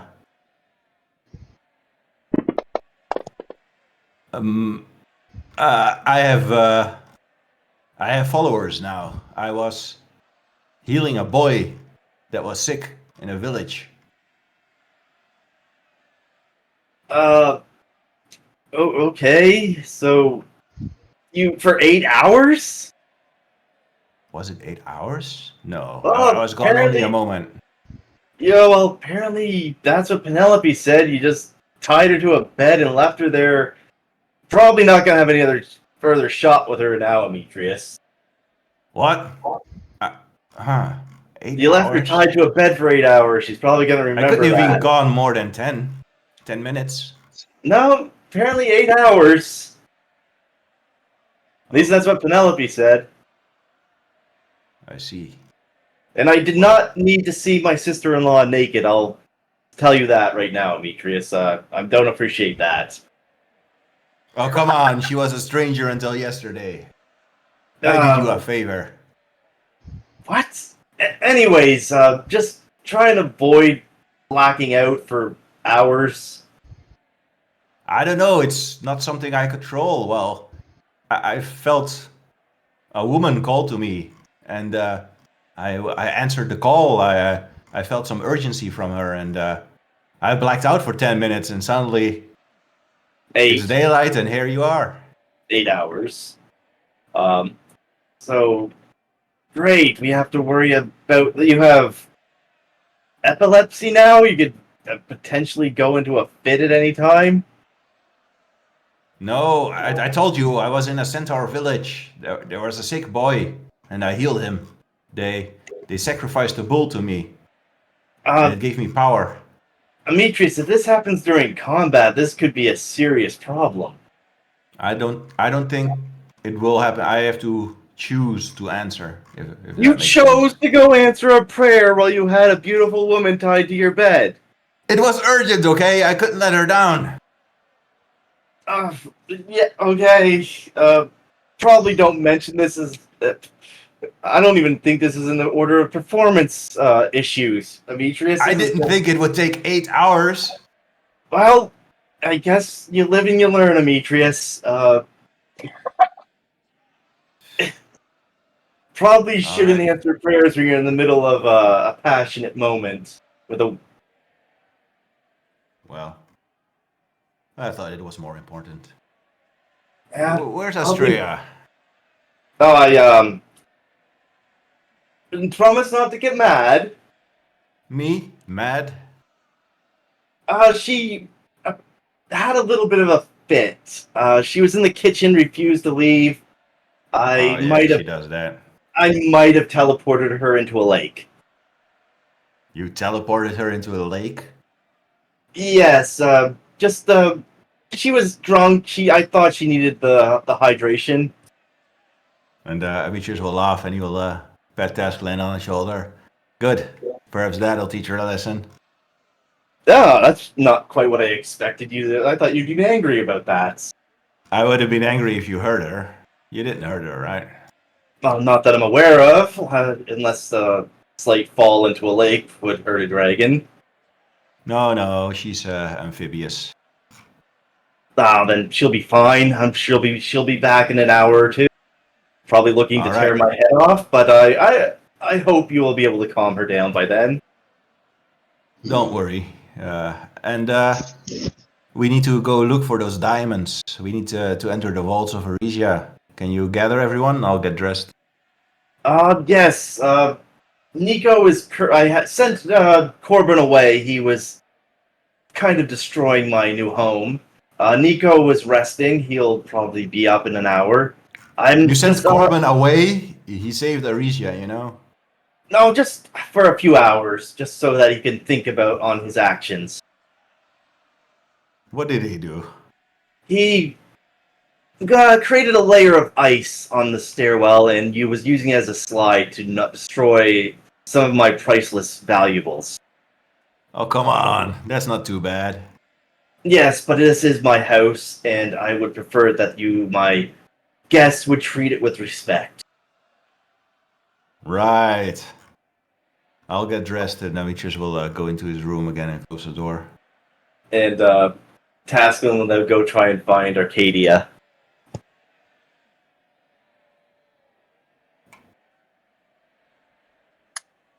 I don't think you can find her. How early in the morning is it?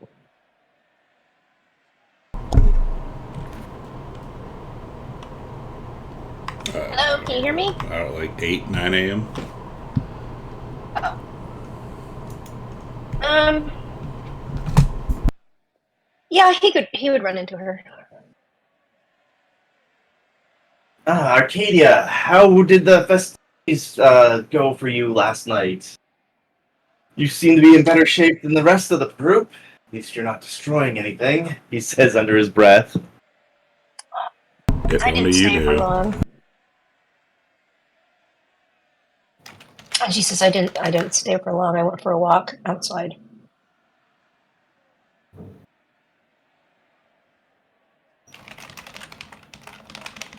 So what's the plan for today? I'm going to see about gathering some supplies from our new benefactors, or from my holdings now. See if we can get some diamonds and get you some arrows, perhaps something magical. Just some bolts. I don't need magical ones. Very well. Maybe magical arrows if you have them though. Oh, that's what I was thinking. Some magical arrows might be useful. See if they have any in the armory. But I just want to check up on everyone. I go speak to my wife, see if I can acquire some of these things. Have a good morning, Arcadia. And she just nods. And Pascal will go find Helen. When you go up to the bedroom, when you open the door, she's waking up, and she has like a blanket over her like mouth, and she's like, "Oh my god, what is that smell?" And give me a con save task. A con save? Yes. Ooh.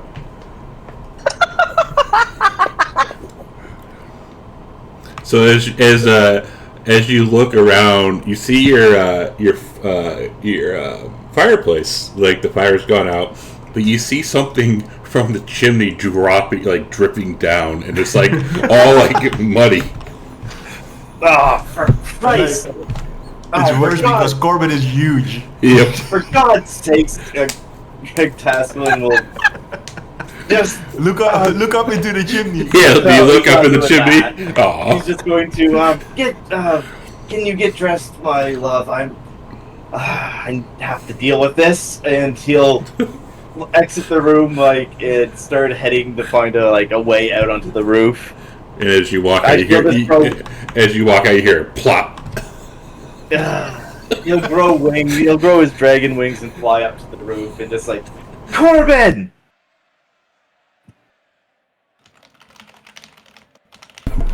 Corbin just sitting there reading the paper. Reading the region daily.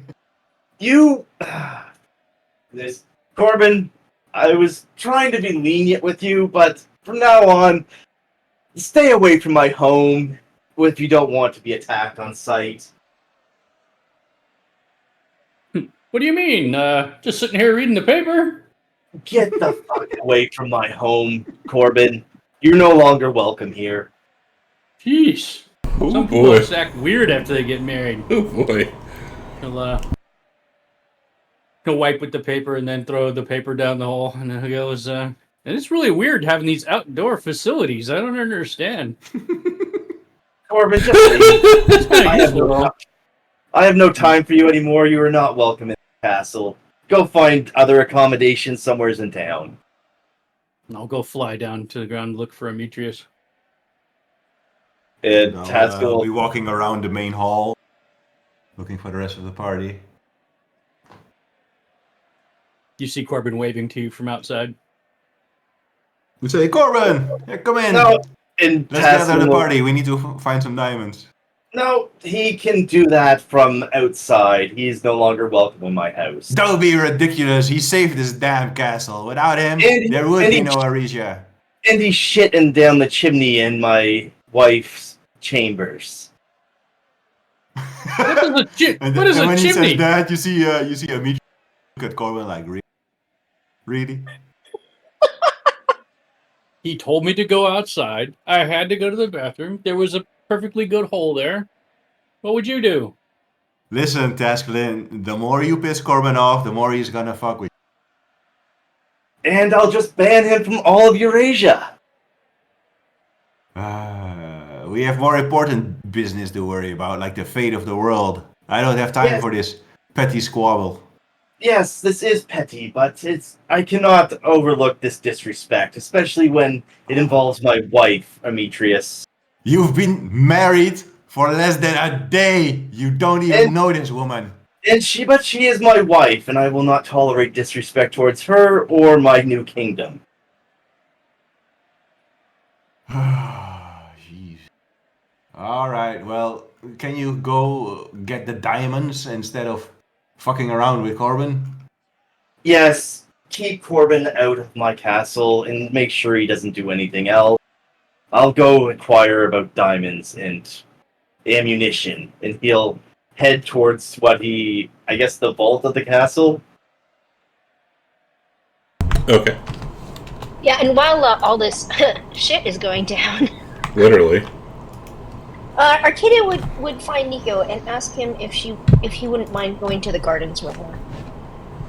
Oh, certainly. And she takes him. Oh, what? I'm sorry. Nico's up and about now. And she takes him to the gardens and shows him the dead spot. And she asks him if there's anything he can do to restore that. So, Nico lays his palms on the dead spot and tries to cast Druidcraft. Does anything happen? Give me 2 seconds. I know it's only a cantrip, but it's still a strong cantrip. Oh, and he's an archdruid now, don't they? Yeah. With you sometimes? Gotta be. So you cast it, and like a little patch of grass pops back up, just a little bit. This is some very dark magic. I kinda get all of it. Just a small amount to come back. How did this happen?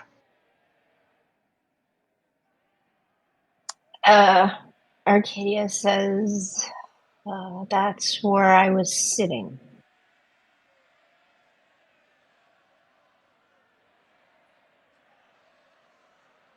We need to rectify this problem. You have a darkness attached to you.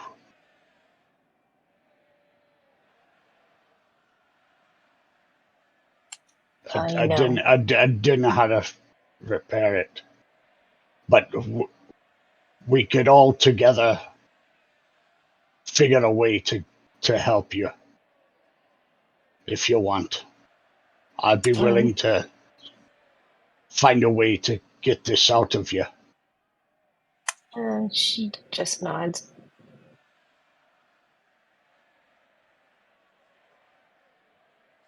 And you can see she's on the verge of tears.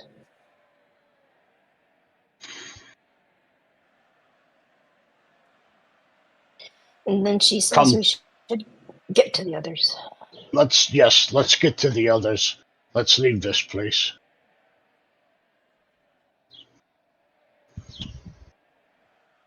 Alright, so as you two are heading back, you see Estrella flying back, and she's like dripping water everywhere as she lands next to Corbin and Demetrius as Arcadia and Nico catch up to him. Had a nice bath, Estrella. Where's he at? Don't mess with him too much. He's powerful. I know, I'm impressed, and she like does a dog shake, soaking all of you in water. I'm impressed. He actually has balls. He'll be here shortly. Haskell will go down to like the vault and see if he can request diamonds and see if there's any magical arrows that they're willing to part with for their king. no magical arrows, Okay. but they do give you 5,000 gold in diamonds. 5,000 gold? Like 5,000 gold piece, like Gold's worth of diamonds. gold Worth worth of of diamonds. Yeah. Okay, he'll take the bag and he will thank the quartermaster, I guess, and And Arcadia would have asked them also for a bunch of bolts. I don't know if you Oh, yeah. remember that.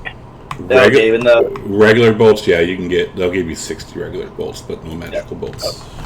he will 60? get as 6-0, yes. so he'll get as many Even bolts as he carry can, and he'll walk out of the castle with a bag of diamonds and a bundle of bolts. He'll hand the bolts off to Arcadia, and then give the diamonds to who was that has the resurrection? Nico. I And think I'll say I also want 500. Yeah, Arcadia would like some too. Oh yeah, he'll Arcadia uses diamonds and Nico uses them, and I think Okay. Demetrius So will use them. He'll Yeah, I hand the can diamonds. cast Raise Dead. Okay, he'll- okay, cool. He'll hand the diamonds off to the group to split amongst each other. All right. I'll take 500. You can split the rest of the 400. So split it up between you, then however you want to do it. How much Corbin. How much did you say altogether? 5,000. There's 5,000. 5,000, and Demetrius took 500. Oh, 5,000. Woof. Yeah, almost as if there's something coming.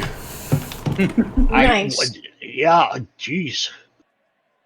Nico's still got 400 from when he bought them like 2 years ago. Yeah, that was so smart. Well, what do you want to do with the 4,500? Well, she'll give the diamond back to you that she borrowed. Unless you just want to, well, let's not do that. Let's just No, I wouldn't divide worry things about up. that. Okay. So those are the diamonds worth 300 gold pieces. Those are for Revivify. So how many times can you cast Revivify? I mean, it costs 300. Because Arcadia only has that one diamond worth 300 gold pieces, so she can only cast Revivify. She doesn't have anything for Greater Restoration, which is 100 gold pieces worth of I think dust. we also need to think about resurrecting our fallen people like Aslin's mom, Ileana. Right. She doesn't know what that means, what that entails, because she can't do that. She We wants need to be about able to 1,000 revivify. each. Basically, she wants enough to be able to do Revivify at least a couple times in Greater Restoration. So Nico, you have the capability to like do resurrection and stuff. Yeah, that's like true resurrection. Why True don't resurrection you is just? too expensive. It's expensive as hell. I can't cast that. Now Tascalin can with Wish. Then does he need components with Wish? No, he don't. Not with Wish. But he won't be able to resurrect everyone with Wish because No. he can only cast a regular resurrection with it. But I could cast. We could all cast Revivify. If we get to them fast enough, you know what I mean. Right. So. Well, they've been dead for a long time now. So. No, we're talking about each other in battle. Yeah, we're talking about each other in battle. Yeah. So why don't you take like 1,500, and I'll take 3,000. You take. Okay, great. So I'll just put that 1,500. Can I actually have 100 more so that I can cast Revivify twice as well? 6. That way I'll be able to revivify. Yeah, two then I'll people take 2,900. Yeah. Okay. And I'll take 1,500. Just make notes somewhere. Yeah, I'm writing it down right now. I'm putting it in my I'm putting inventory. it in my inventory. Same. 3,300. I'll have unlock. And I say we need to see if we can maybe if there's some kind of magic that can empower us. Maybe some kind of something that gives us a long-term effect before we face Gravik. I'm thinking for well, you, foresight. I have foresight, and I also have what is it? Anybody got a feast? Oh, that's a very good one. Hero's Feast. Yeah, I'm looking for the. I thought I had the thing for it. The bowl. Yeah, I do. I got the bowl, so I can cast Oh. Hero's Feast. Did you need a circlet? Well, Did you need a circlet from the royal? Ask the royal vault because you tried to cast something. That and you was couldn't. something that was Jade circlet. shapeshift, but Yeah. I could cast what do you call it as many times as I really want. Wild shape. Wild shape. So Oh, nice. I'm not really worried about unless I want to transform into a dragon, which is good, but I don't know. Did we want to engage Gravik here now, or did you want to go to Mitros or anything? Yeah, I want to first? go to Mitros first, see if we can maybe get more diamonds, because right now we have enough diamonds to resurrect everyone, but not ourselves, because like there's 5 dead people that we need to bring back, so we need at least 5,000 just to bring back the people that Gravik blood eagled. Demetrius, Do we really they care are about not. the gnome? Demetrius, they are not going to get any deader. We can take our time with resurrecting them, unfortunately. Yeah, but I also wish to talk to Verena. I have some commands to give her. Plus, if we can get some more healing potions, some more material, maybe Oh, yeah, some are there potions any of invulnerability. Maybe we can still go shopping in Mitros because Risha is destroyed. Yeah, I'm assuming that. Does the queen have any of that stuff? I can check that. Make a list of what you need, and I can see if we have it in our stores. Your shopping district has been destroyed by lava. It has, but the palace's stores have not. All right, well, healing potions and maybe for Corbin invulnerability. Taskelin will see about if there's any healing potions in the castle. There are 5 regular healing potions. He will gather those healing potions up and give them out to the group. Everything else has already been dispersed because of the Knot Balrog and Dame Centaurs. I will add a potion to my sheet. Or I already had one, so. This is 6. Same. So there were. How many were there? There were 5 of them. Yep, one for everybody. So, okay, great. I'll take one.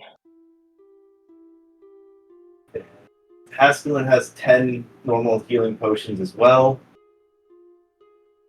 After adding 1 to it,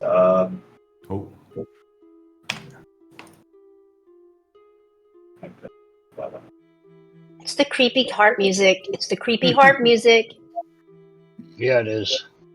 he'll give 2 healing potions to each person in the group.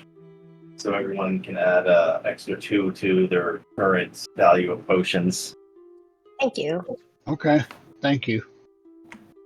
So that's 9 I have. Awesome.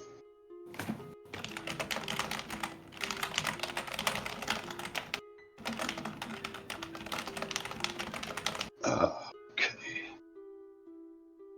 I can't with you as you as you have all said. Gravik has a portal open here. I cannot leave Erasa. I cannot leave my home without fearing for the worst. So I am not leaving here. Unfortunately, Demetrius. All right. Then teleport me without you.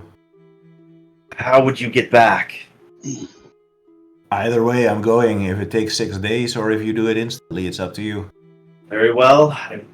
I'm sure you'll be able to find another means to get back. Wait a second. Is Demetrius just going by himself?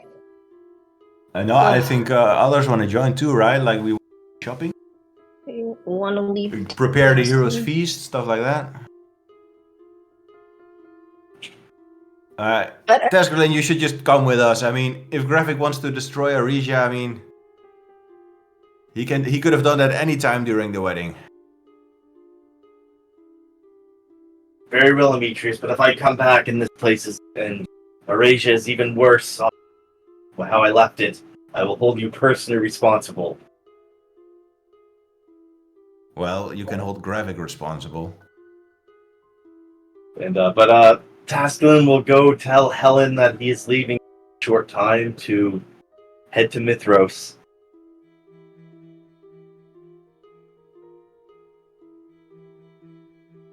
And after and she said, as you go up to her, she says, "Ew." yeah, I know. What? Oh yeah, but I know, but my party has business they must attend there before we take on Gravik. The soldiers have been positioned around the portal to give any warning if there's any problems there, correct? Yes. Arcadia will offer to give her sending stone that links her with Helen to task. Well, actually, she says, you have the sending stone still, yes? Yes. She will say, contact me if you run into trouble. Very well. If anything happens... Sorry, go ahead. She asks, is there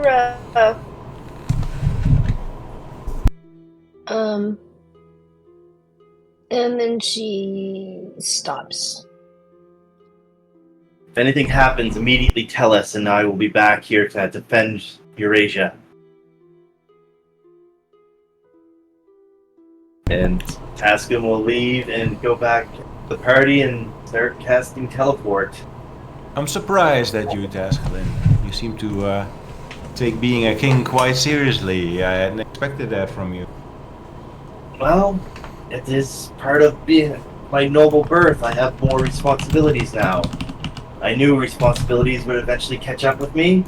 I can no longer act like the petulant child that I once was. And I will look at Arcadia. I will say, the Ambrosia is calling to me. Should we get it identified here? I don't think Aresia has mages, right? If they did, they would have been at the wedding. Okay. Yeah, I think they had like monks and like assassins. Sus. Once everyone has decided, Tasman will cast teleport and head back to Mithros.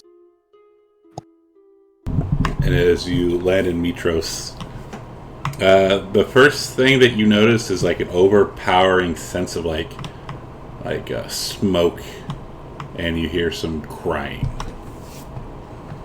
What in the hell? Oh shit. And if you look around, you'll see that throughout some of the districts, there's 4 distinct raging fires going.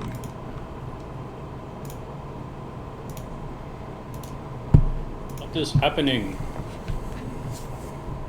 I'll grab somebody and ask let's them. check it out. I don't know, but there was like all these explosions happened all at once, and now like a bunch of like stores and stuff are on fire.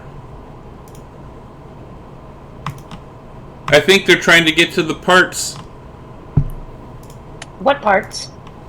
Well, and they look like he looks at you guys and notices finally who you are, and he kind of like lowers his head and says, "Well, you tasked the guard with destroying that big creature, and they started bringing things back, and they found I don't even know how to describe it, but it was like inside was like metallic stuff. They're trying to steal it. I think so. Star metal, Fools don't perhaps? stand a chance. Our shopkeepers will destroy them. Arcadia would describe the star metal to them. Is that what they're talking about? No, it was more like. Do you know what aluminium is? Corbin will You mean aluminum? Aluminium, yes. You mean adamantine? No. Aluminium. It looks like that, but it's like a lot harder material, and they're like weird grooves and stuff on them. Oh, we need to check this out, guys. Yeah, we need to get this. Let's go to the shop and look for it. All right, let's go to the nearest fire. All right, nearest fire is a potion shop that has been destroyed. No! Do we see anyone who's been doing the destroying? No, you see a bunch of people trying to put this fire out. Did they get the metal? No. Where is it? I don't know. Don't beat me, please. I don't know. But you said they didn't get it. I don't know where it would be then. I don't know. This is just a potion shop. Can I enter the potion shop? Are you immune to fire? How late is it? It's Can pretty. I, It's pretty hot.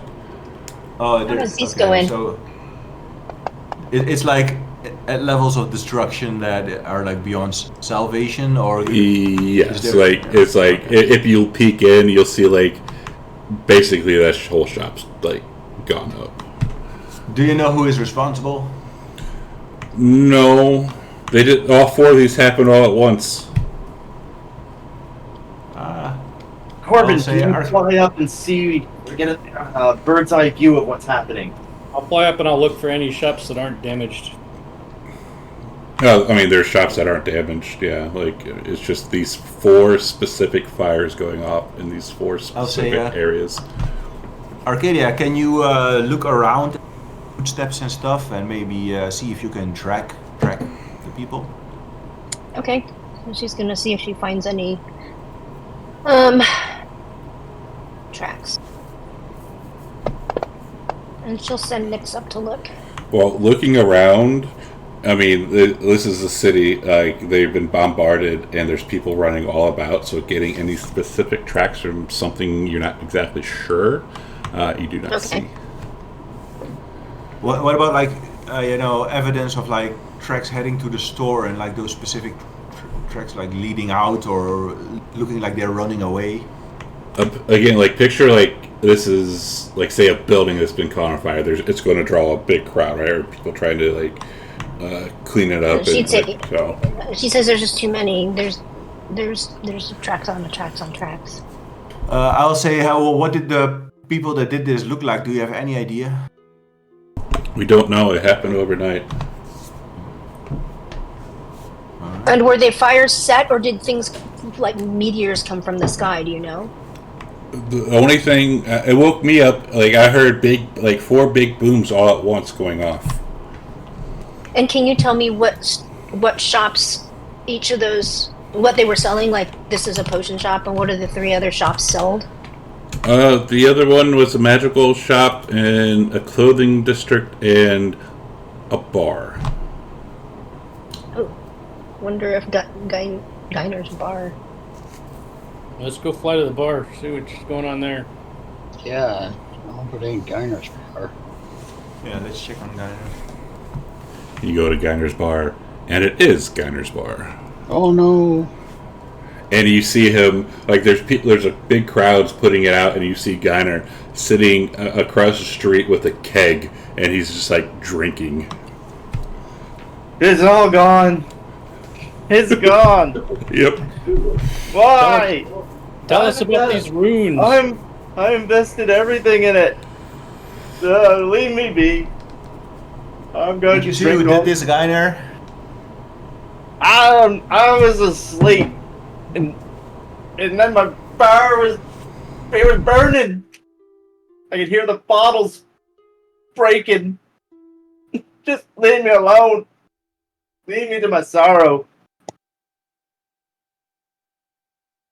Go to the palace and ask the Oh, oracle. but what about the medal with the runes? Is it still there? I mean, were we able to get the medal with the runes from the potion shop? Didn't they say they saved it?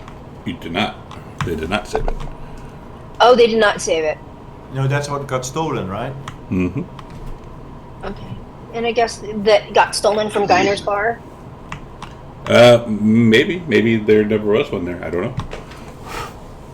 Still ask Geiner, did you have like metal with runes on it from Spike? It's gone now. If I did. With runes on it? No, it had grooves. Like, it was... I don't know how to... And like, do you have a piece of paper? Okay. Does someone have a piece of paper? That shit costs too much money.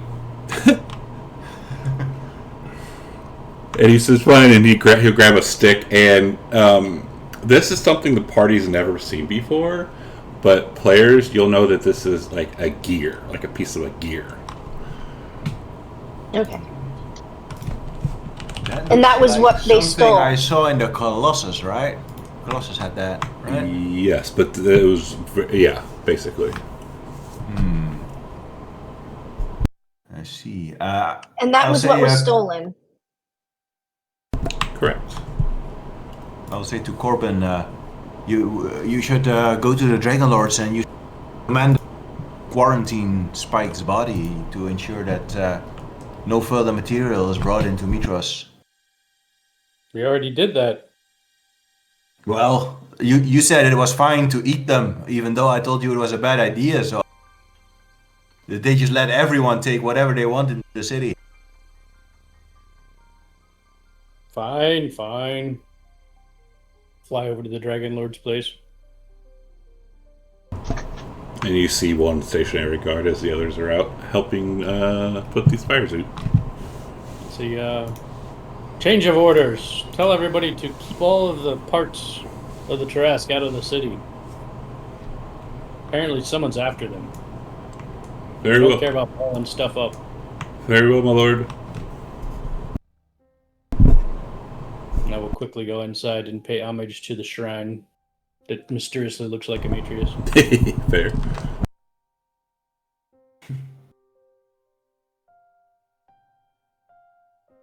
And I'll fly back to the group. I gave him the orders, Demetrius. All right. I guess I was just let's go check the palace. Is Nico going to want to check on his family too?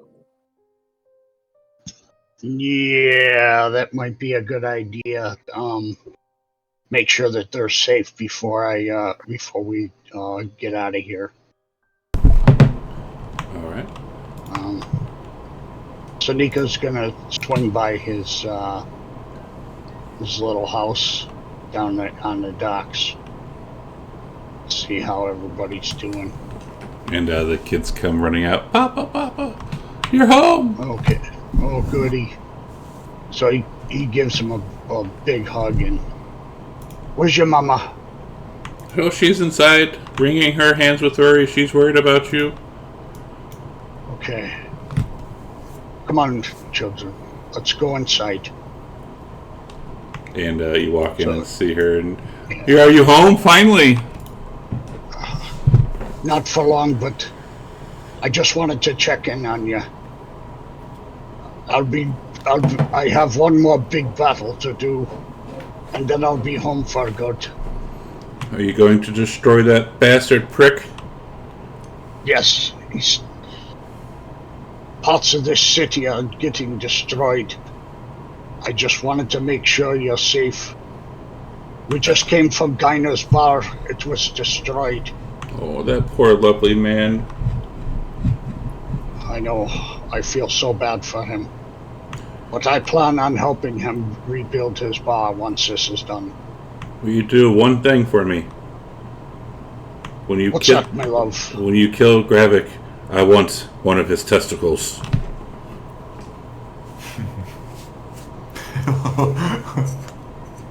Oh, that's easy. Sure. I'm sure Demetrius and I will split them.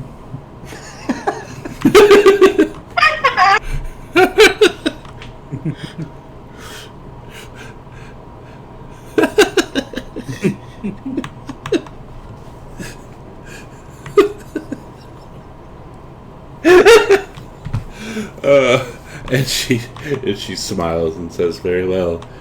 And you look quite handsome, by the way. I can't wait to see what your new powers can do." And she gives you that come hither look. You will be surprised, my love. Please be safe. Always. That's cool. What the And fuck? Nico turns around and strolls out And you hear the kids after giving her a big kiss and a hug. You hear the kids along with the crying. kids. Yeah, they're crying as you leave again. I know. He's very sad, but Nico might be a god, but his wife is still his wife. yep. That's right.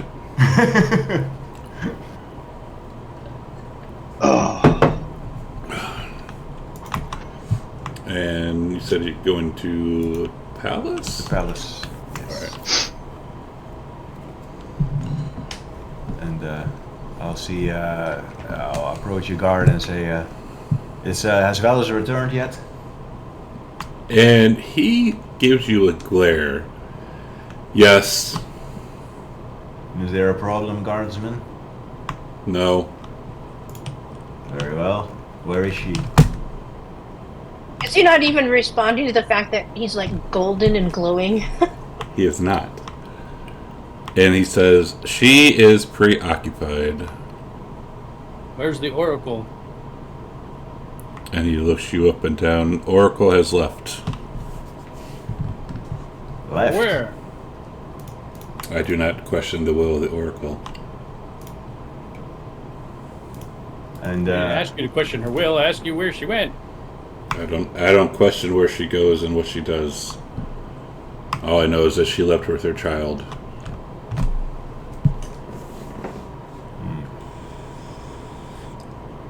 That doesn't sound like a straight answer to me. Carmen starts gripping the furniture very tightly. And he just looks at you. It starts to splinter. And he just looks at you like whatever. Like he gives you like whatever look.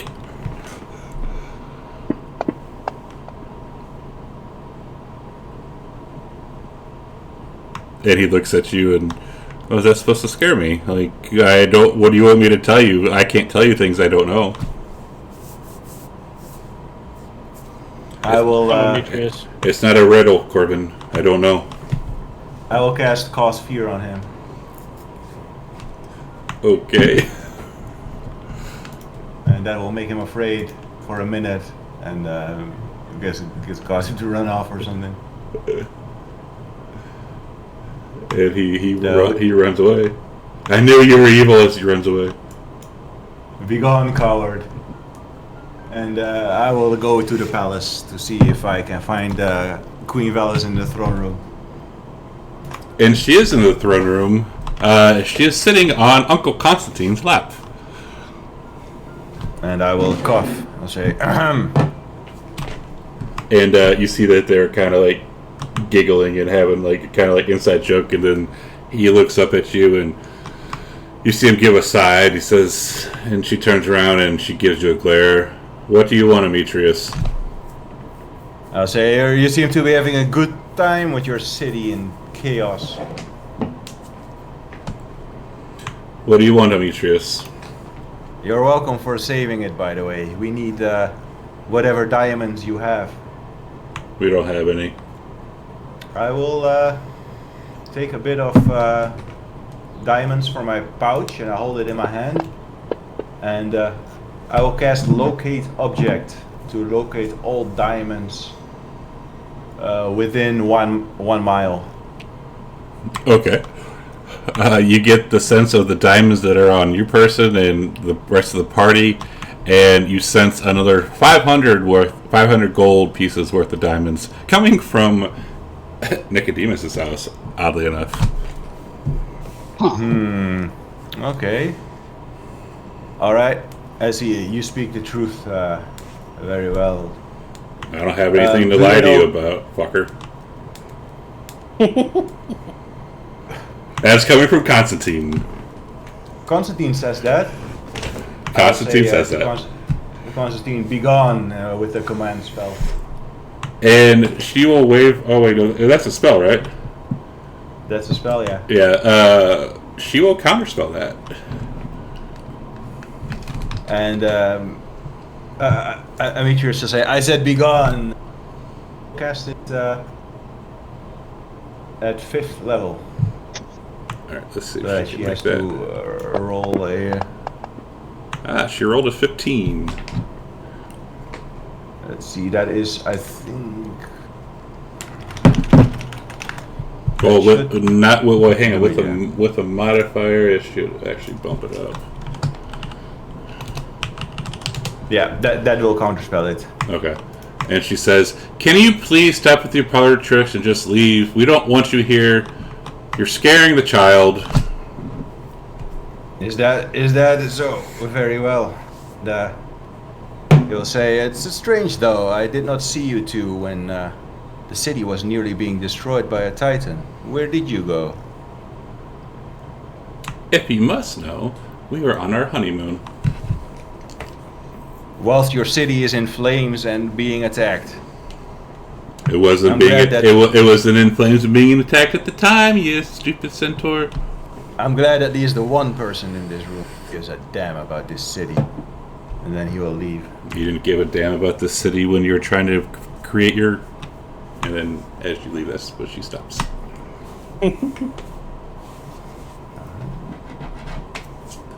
Ooh, she's a bitch now. I will return to the party and say, I cast magic, but there are diamonds in this city, except in your house, Nicodemus. But I suppose those belong to your wife. Perhaps I don't know. I don't know what she could be using them for, but Well, Can you figure out if there are any potions, or no? I guess they're all gone because of the potion store. Yeah, the shops have burned down, no diamonds, so I guess I just need to talk to Verena and then we can go back to Arisia. right. I'm gonna go investigate the Oracle's quarters to see if I can see where they went. Okay. When you go to her quarters, you see that everything that she has, like her room, is everything's intact. Like you look around, no clothes are missing, nothing's missing, except for her and your child. They left quickly.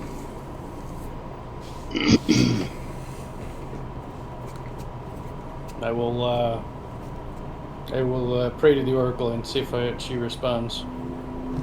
She does not. Very interesting. Alright, I'll rejoin the others. All right. I will go to the Ultros. And as you go to the Ultros, you see that they're in the middle of whatever exercises they do, and Verena sees you and says, "Holy shit!" Verena, good to see you as well. You're looking good, old man. Not so old anymore. And I will No walk up shit. to her and I will pat her on the shoulder and say, how's the crew? The crew's good. The crew's good, but she's we have a little lovesick puppy. And I will say, you mean Perculis? Yes, she's on and on and on about Tascalin. I will look around to make sure that she's not in earshot. I'll say, Tascalin got married to the Queen of Arisia today.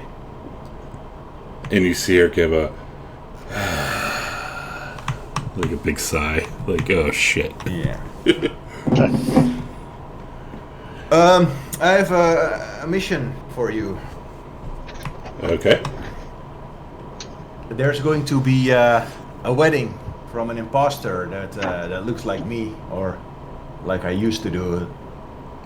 And I will tell her the tale of the alternate versions of them they've encountered with the Titans, and I'll say I want half of the crew to go to the wedding and be prepared, wearing weapons and armor. I don't cause any trouble yet, but I want you ready there in case something happens.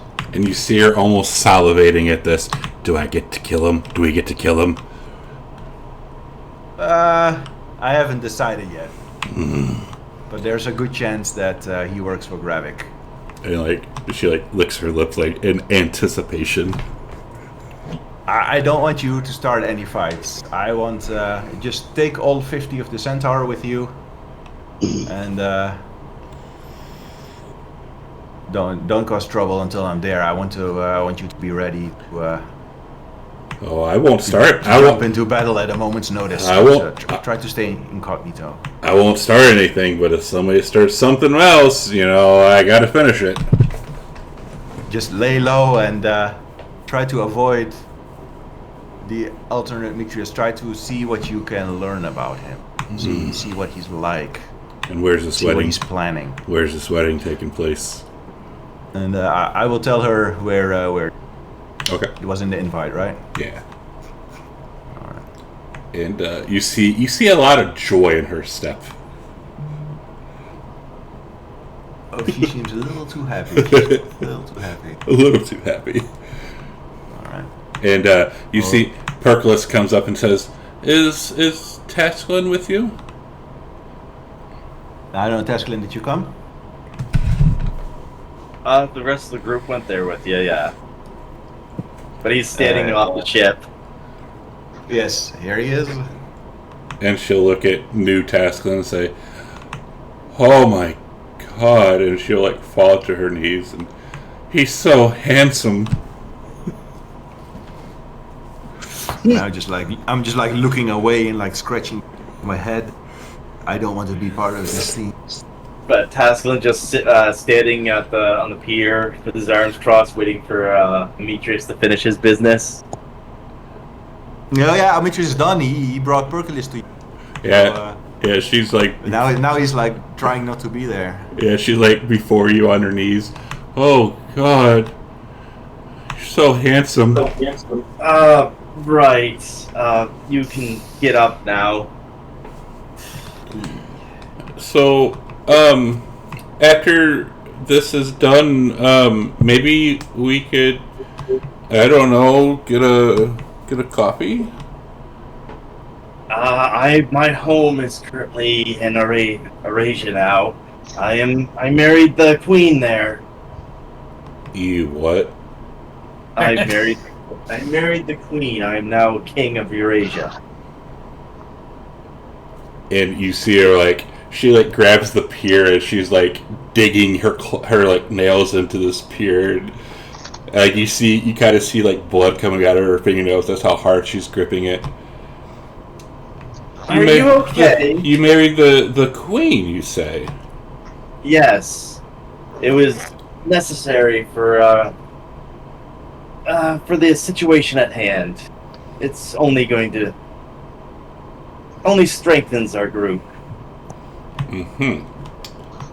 I see. And she says, and if the queen suddenly isn't there anymore?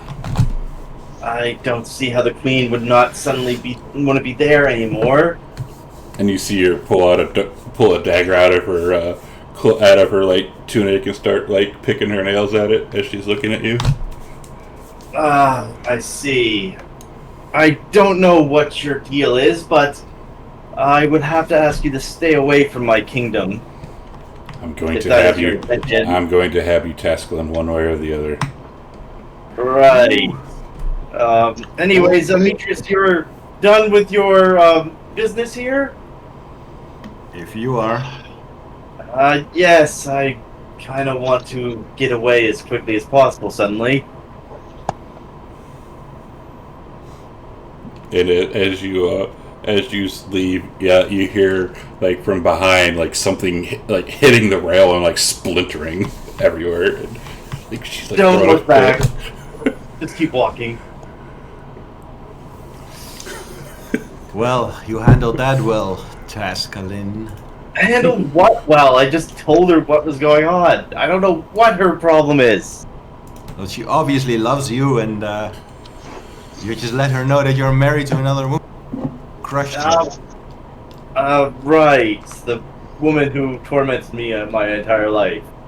Anyways, let's continue on. I'm going to have to rest before we can head back to my kingdom. We should check on Nico's house to see if she has diamonds. Come on, we can't rob Nico's wife. Don't need to worry. Robert, why wouldn't she give them to him? I suppose. Okay. Let's go there then. You're gonna ask your wife to give up her diamonds. It'd be a good place to rest, also. I really don't want to. You're gonna get smacked with a spoon. I probably will. Alright. I left in good terms. I don't want to come back and be a nudge. It's literally life and death, Nico. Well, yeah, I know. I'm not gonna ask his wife, that's for sure. She'll kill me if I try to take him. Luckily, Demetrius can bring you back.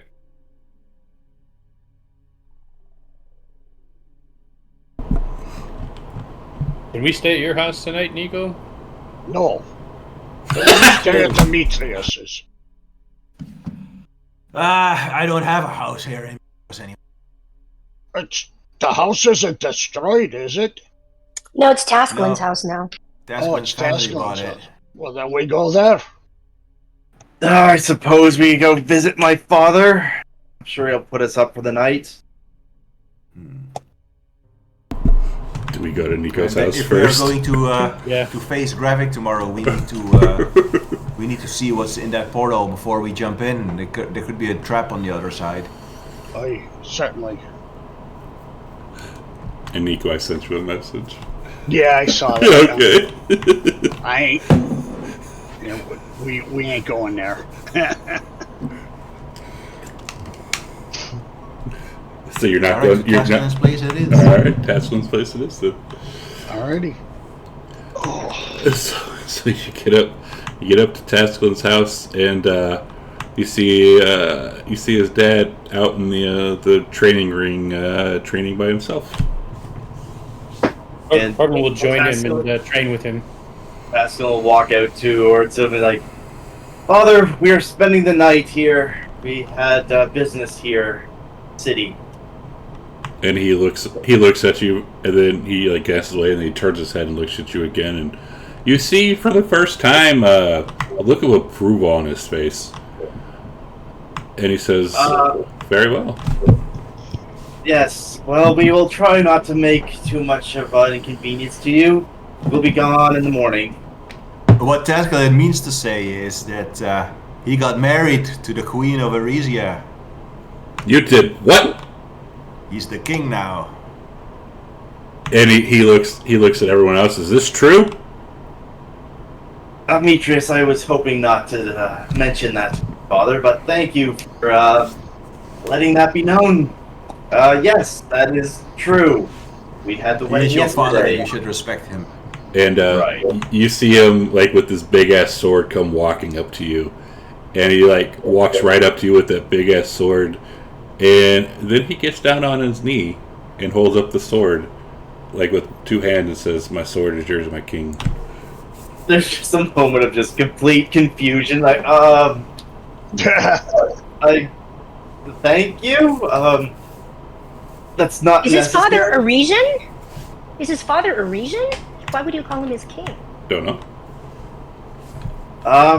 Very well. I appreciate that. I suppose if you wish it, you can become a member of the King's Guard in Eresia. Not so fast, Tascalin. Wouldn't you rather work for me? I'll make you a mighty paladin in my service. My king's will be done. Very well. You don't have to kneel. You can get back up on your feet, Father. Yes, my liege. Then none of that. That's not necessary. But as soon as you wish, you can find transport to Eurasia, and I will have them notified that you will be a member of the King's Guard. It will be done at once. And he holds out a key ring and it says, "Here are the keys to this palace." And he'll take them and just kind of look at the group, just very perplexed by this whole situation that has unfolded in front of him. You can keep the house, though, Father. It is yours. And he'll try and hand them back to him. And he says, "My king honors me." Yes. I need you to maintain our family estate. It'll be my honor. Yes.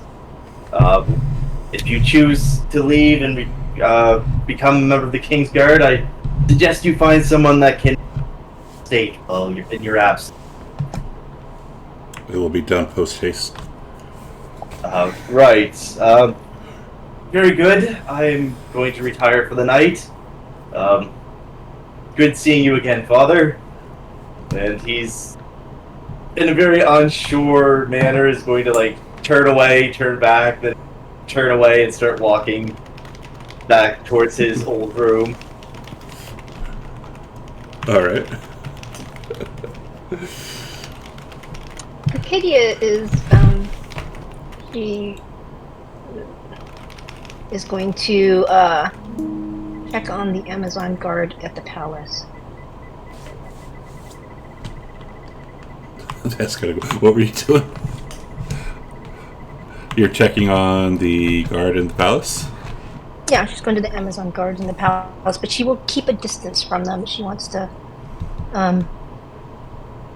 just see how they're doing. Alright, so when you get up to them, they'll take a knee, put their fist to their chest and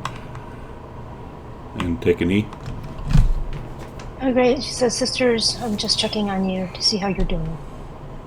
You're doing quite well, thank you. Now that the fires have been put out, and hopefully we can start the rebuilding again. And she kind of looks at them sadly. And she says, "You're being well taken care of here." Yes, we are. Okay. Well, if you need anything, please send us Stimfei. We will. Is there anything that you require of us? No, you have my greatest appreciation.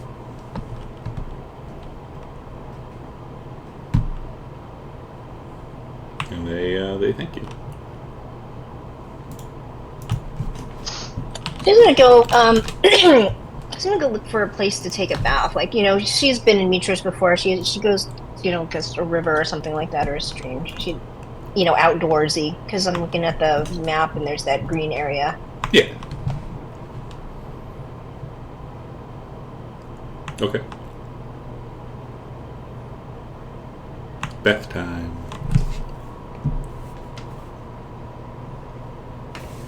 And what's she doing? And after that, anything?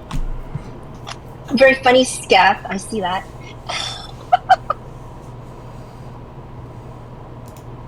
Oh. No, I mean, she's just gonna, just refresh herself as much as she can. And when she gets out of the river, give me a perception with disadvantage.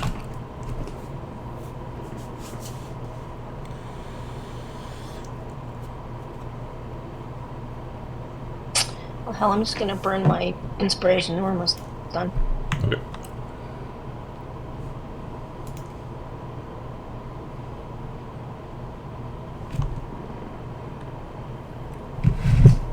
Oops, let me take that.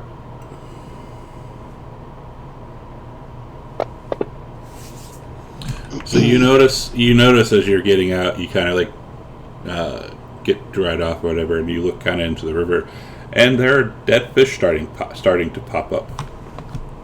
Great. Great.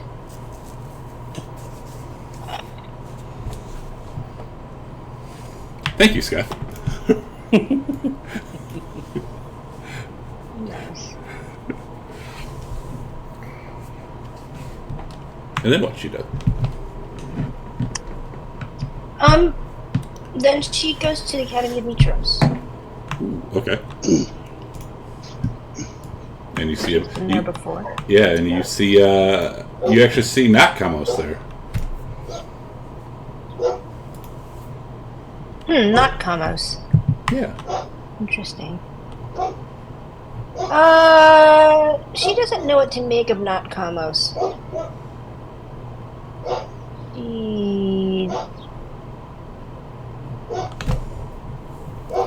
Did she see anybody else there? Yeah, you see, I mean, there's other, like, lesser scholars there.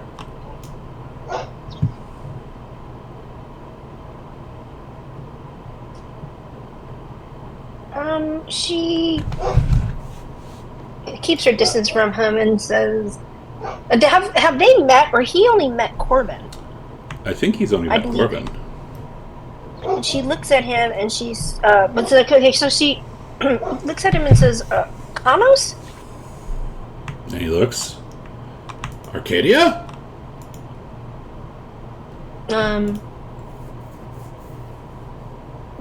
What are you doing here? I'm trying to remember. Gosh, now this is something I can't remember, how he disappeared. He got, like, super old. He got, like, super aging, and he just left when Bryn quit. Like, when Bryn left, he just up and left. Like, he went to the scholars. He went to work here. Oh, okay. So it could be calM's. I mean, for all she knows, it is calM's. Yeah, for all you know. All right. She says, how have you been? Oh, I've been worse, been better. How have you been? Same as you. Actually, I think I've just been better. Listen, I have a favor to ask of you. Can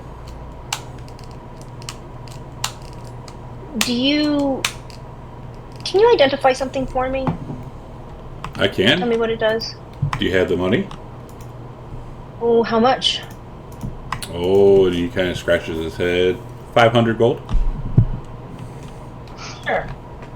For a first level spell, greedy. She doesn't know Just any like difference that, and calM's. needs to get done. So, yeah, so she gives him, I'm going to take this away from my inventory. Okay. So I'm taking 500 away, which 8 minus 5 is 3. And she pulls out the ambrosia. Ooh. And he looks at it and he says, "Oh, ooh."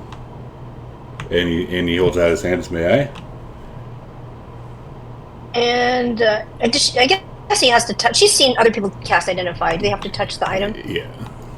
Okay, so she'll hand it to him. And as he grabs it, he looks at you and he kind of like is taken back, and then he looks at it and says, "Oh my God!" And I will identify it for you. So now you will know what it is and what it does.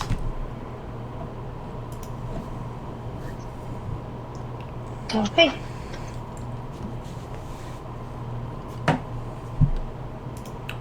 And he says, "That's a Finally. mighty powerful artifact you have there. You want to get rid of it?" He says, no, I think in the wrong hands it could be very dangerous. I need to hold on to it for a little while at least. But thank you, old friend. I hope you're doing well. Same as you. But that's some powerful stuff you got there. Yes, I don't know the details, but I know it's powerful.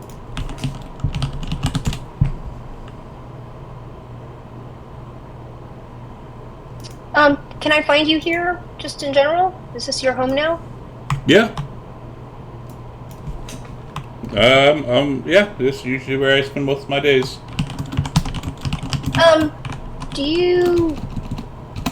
Are you able to cast teleport?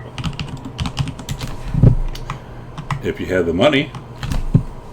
Okay, how much would that cost? High or low? Hi. For you, since we're old friends, 3,000. Okay, let me see if the party wants to go back to a region right now, if you wouldn't mind. And I'll be back. You see like visible disgust on his face when you say Arisha, and he says, "Okay." I know. There's a long history between the cities, but we have to take care of something there. And I have to say they have been kind to me. So she will head back. She'll bow to with her Facena Chesta Camos, and she'll go back to the party and explain that she saw Camos at the academy, and he could teleport us back to Arisha that day if we wanted. It's up to us. Well, I think Tasklin is out of his wish spell, right? So we should maybe wait until tomorrow? Yeah, wait till tomorrow so everyone can have their spell slots back. Well, mostly just me. But after Arcadia tells him this, Tasklin will ask, can I speak with you a moment in private, Arcadia? Okay. And after stepping out for a moment, I was during the reception. I spoke with Queen Helen, and we were interested in making you the ambassador of the Amazon. We are looking to trade an alliance with them.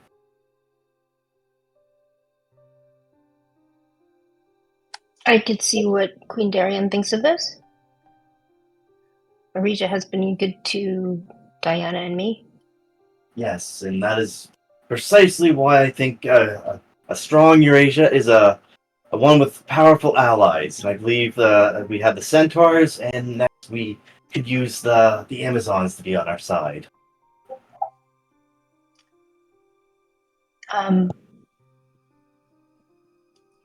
Yes, you're thinking very strategically, Tasklin. Yes, and perhaps we could be used as mediators for talks between the Centaurs and the Amazons. I know things aren't quite as smooth with them as our nation.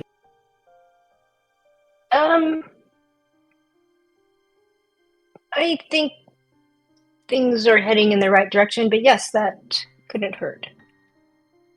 Splendid, and then we will make it official after this whole graphic. The ambassador of the Amazon. And she nods. Very good. Thank you for your time, Arcadia. And she nods her head and leaves.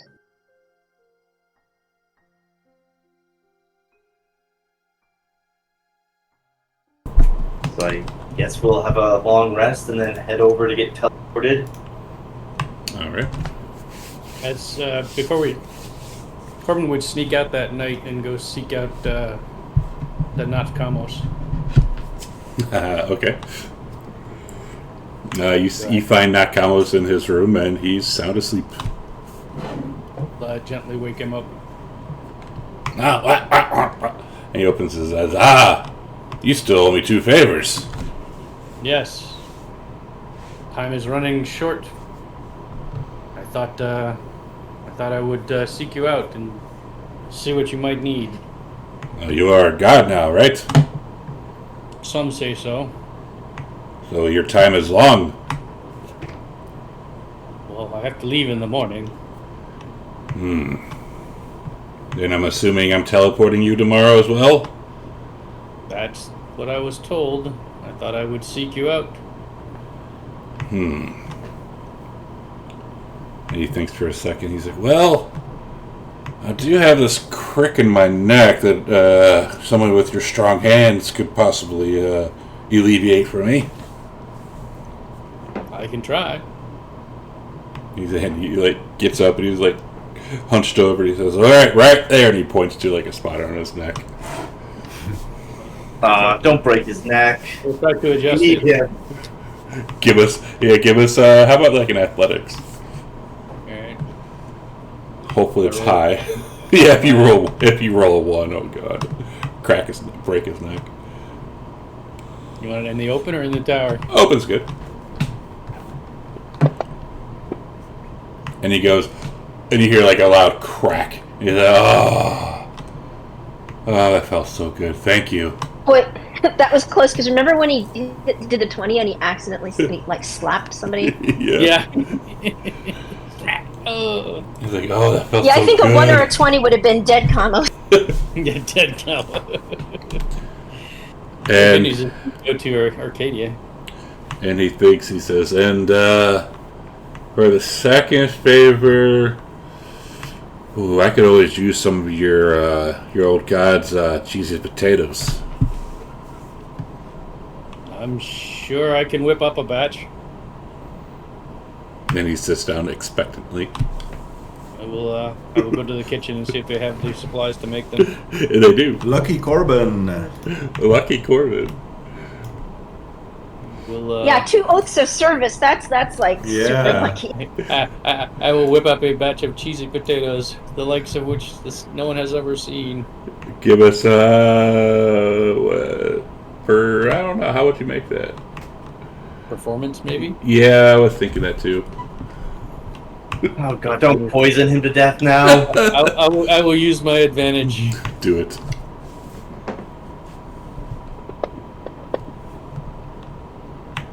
And, Oh no. you think that they're like very well done, and when he takes them back, he like looks all happy. He has like a bib on and like a knife and fork, and you lay it down, and they look good from the outside. And then he like sticks his fork inside the pan and like holds all deflates, and he looks kind of sad. And he says, "Well, a deal's a deal." I'm very sorry, Kamos. Cooking is not my skill. It's Should have okay. asked Nico. You took care of the crick in my neck. That's okay. Well, we'll see you in the morning then. Alright. Better while, I'll go get my nap. Right. So, uneventful night. Next morning, go up to. Do we do anything before going to Kalos? No. Corbin would get up in the morning and make his room and make sure everything was neat and tidy and respectful, Whoa. since it's not Taslin's house. True. And but then he will fly off to get a paper and find a peasant's house to have his morning activity. No, you don't have to use the house. You could just do it flyby shitting like a freaking seagull. Oh boy. Alright. So yeah, we get you go up to Tesla, you go to not Kamos, and he teleports y'all back to Orisha. Still there? It's still there. Let's go visit those inept guards. We must hurry. If you go up into the palace, you see that the place where you were having a luge bowling alley has been immaculately cleaned. It's more clean than any other place in the palace. I will say, see, Tasklin? See? It's fine. You banished Corbin for nothing. When he can behave like an adult and with respect, he can come back into my home.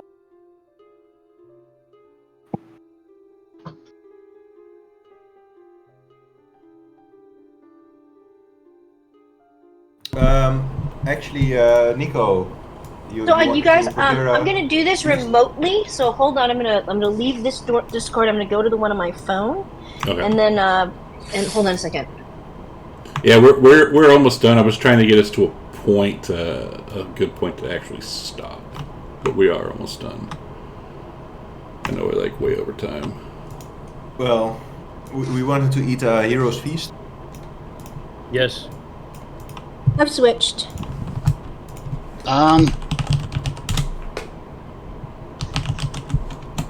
Well, we did take a long rest. I'm assuming. Yeah, we did. Yeah. So, let me...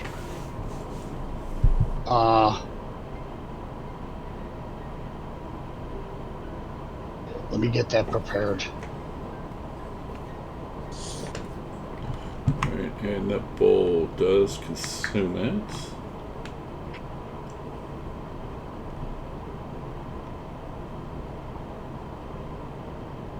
Hit point maximum also increases by 2d10. Nice.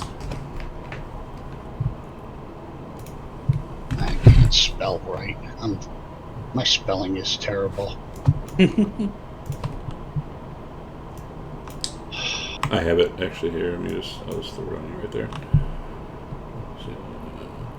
So it should be in your spells now. Oh, you got it in there? Yeah. Well, thank you, sir. Yeah. Okay.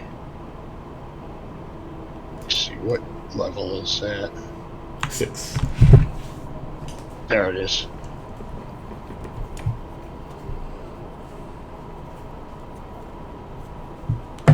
Alright. So it consumes the bowl, I believe. It does. Okay, so once I've cast this, I'll delete. Does it affect the dragons? See, it takes up to 12 other creatures can partake in it. So yeah. Oh, creatures. Okay. If you want them in it, yeah. If you want to give it to them. Fuck yeah. Fuck yeah. Target mode. Target Fuck enemy yeah. units. No. Target friendly units.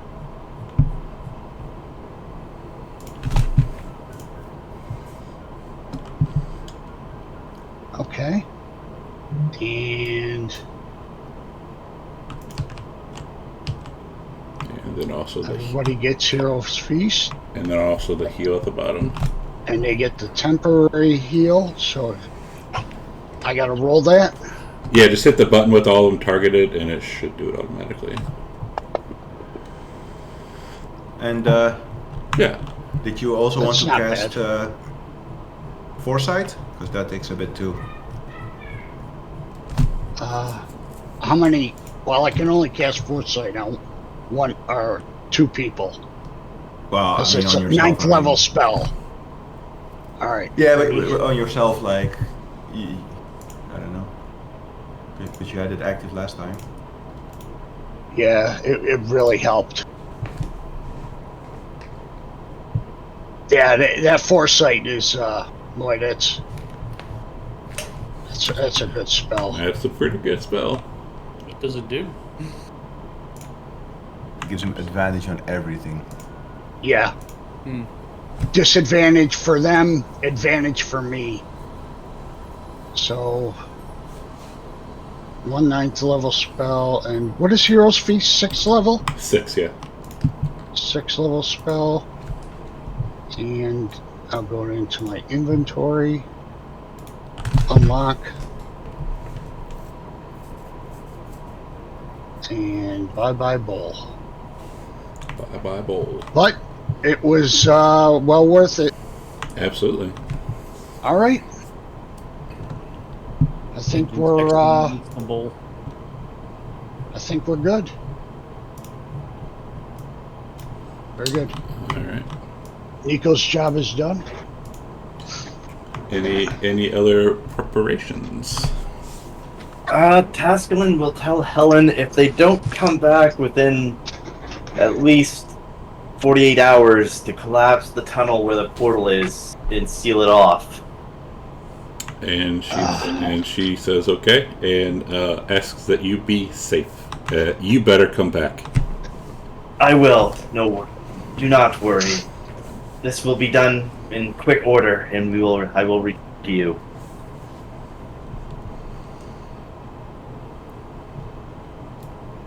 All right. Cool. Any other preparation? So it was hard for me to hear because I'm switching, I can't switch. So what, did Nico just cast Hero's Feast? Yes. Yes. And then he did Foresight on himself? Yes. Did we think we needed any freedom of movement on people? Or does that, I'm not sure how long that lasts. it only lasts an hour, so we would do that yeah. right before we went in. Do we want? I mean, I guess you could cast weather breathing just in case we need to hold our breath. Oh yeah, that's a good one. Because that's a ritual. maybe we can end before, because I don't just wanna get this and like send things through and stuff. Well, Arcadia would cast Mislead if you want her to. That's the one where she can send her body through and still see. Okay, that works. That's what she described to Demetrius earlier.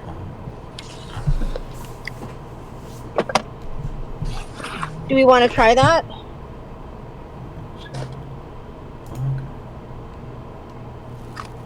Sure.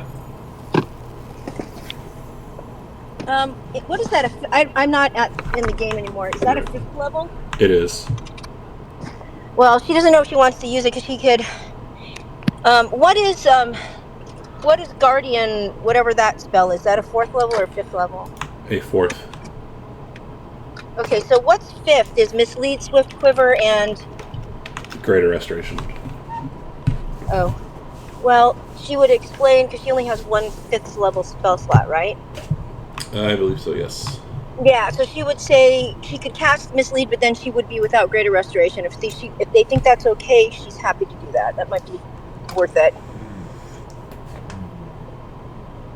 Because we got Nico to do Greater Restoration, so she could cast Mislead and just go in there and see what she sees. That's the best thing we have to scout. Yeah, what do you guys think? Do we maybe have like a spell or something that's a little cheaper than 5th?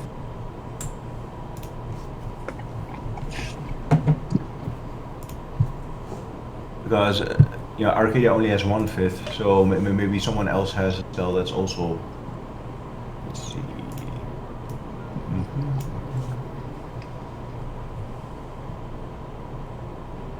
Corbin offers to stick his head in there.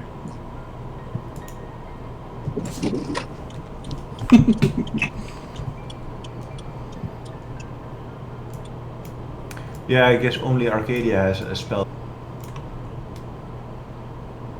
Alright, I guess we have to go for it. Okay. So, yeah, have you read the description in Gorgio? Yeah. Right, so she would, are we by the portal now? If that's where we're going, then yes. Okay. All right. Yeah, so she would stand outside the portal or whatever the range is. We don't have to stand right next to it. Right. What is it, 30 feet or something? Or something like that. So it's like kind of sticking your head in there, or so you're sending in sending the body through, or the sleep thing through. All right. So this is what Arcadia will see. She'll see I know you can't see it, but she'll see the room. She'll see Gravik, because I know you're gonna go back and watch the stream. So she'll see Gravik standing like right over there, and then so she comes out right there, right, for the party. That is where the teleport takes her.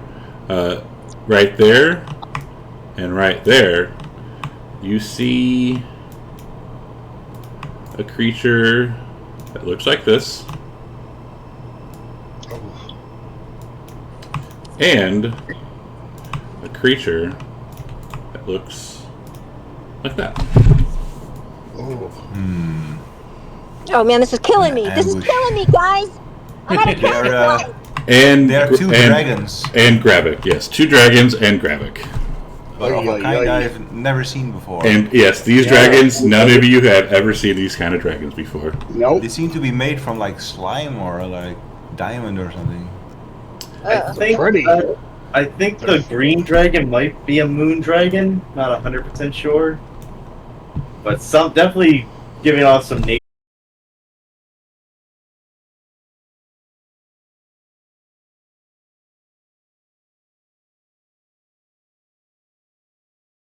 And that is, we will pick it up in 2 weeks.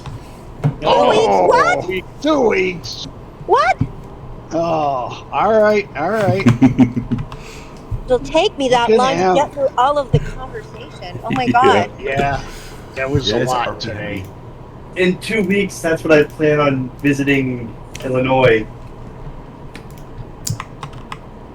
Better have your laptop with you. Next week, we can't next week because somebody has something they have to do. But yeah, like you better have your. If you can't take your laptop, I mean, I know you can, but if you don't and you don't want to, then we can come back on the 10th. But I prefer not to. Okay. Depending, I might be flying or I might be driving. Thinking I'll probably be driving, so I'm trying to think I guess I might be able to ask the whatever hotel I'm staying at to give me a later checkout. Yes, that's the word I'm looking for. A later checkout, so I could do it. Okay. Well, 2 weeks away. Still not a couple of plan. Well, even if it's like an 11 a.m. checkout, like we could always stop 30 minutes early. Like we could start 30 minutes early and 30 minutes early if you got a late or if you have to check out at 11. Sounds good. But yeah, it's Gravik Sus is the name of this map.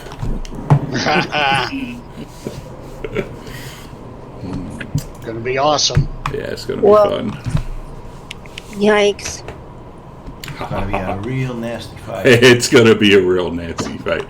Two dragons you've never seen before should probably tell you something. Yeah, it does. Oh boy, Should be a good time. Not everyone's going to survive it. I think Tasman's probably going to get beat again. Really? Task's gonna get beat? No way.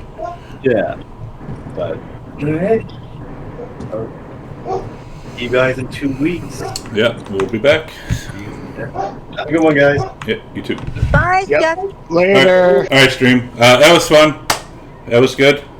We went over like an hour overtime, but it was fun. It was worth it. I just wanted to get us to a certain point. I did not expect all that RPing that they did. I did not expect that whatsoever. It's always fun. I always enjoy it. Arcadia is going to have fun transcribing all that. But yeah, we'll be back in 2 weeks with this game. Hopefully, if not, then in 3 weeks. So until then, thanks for hanging out, and we will see you later.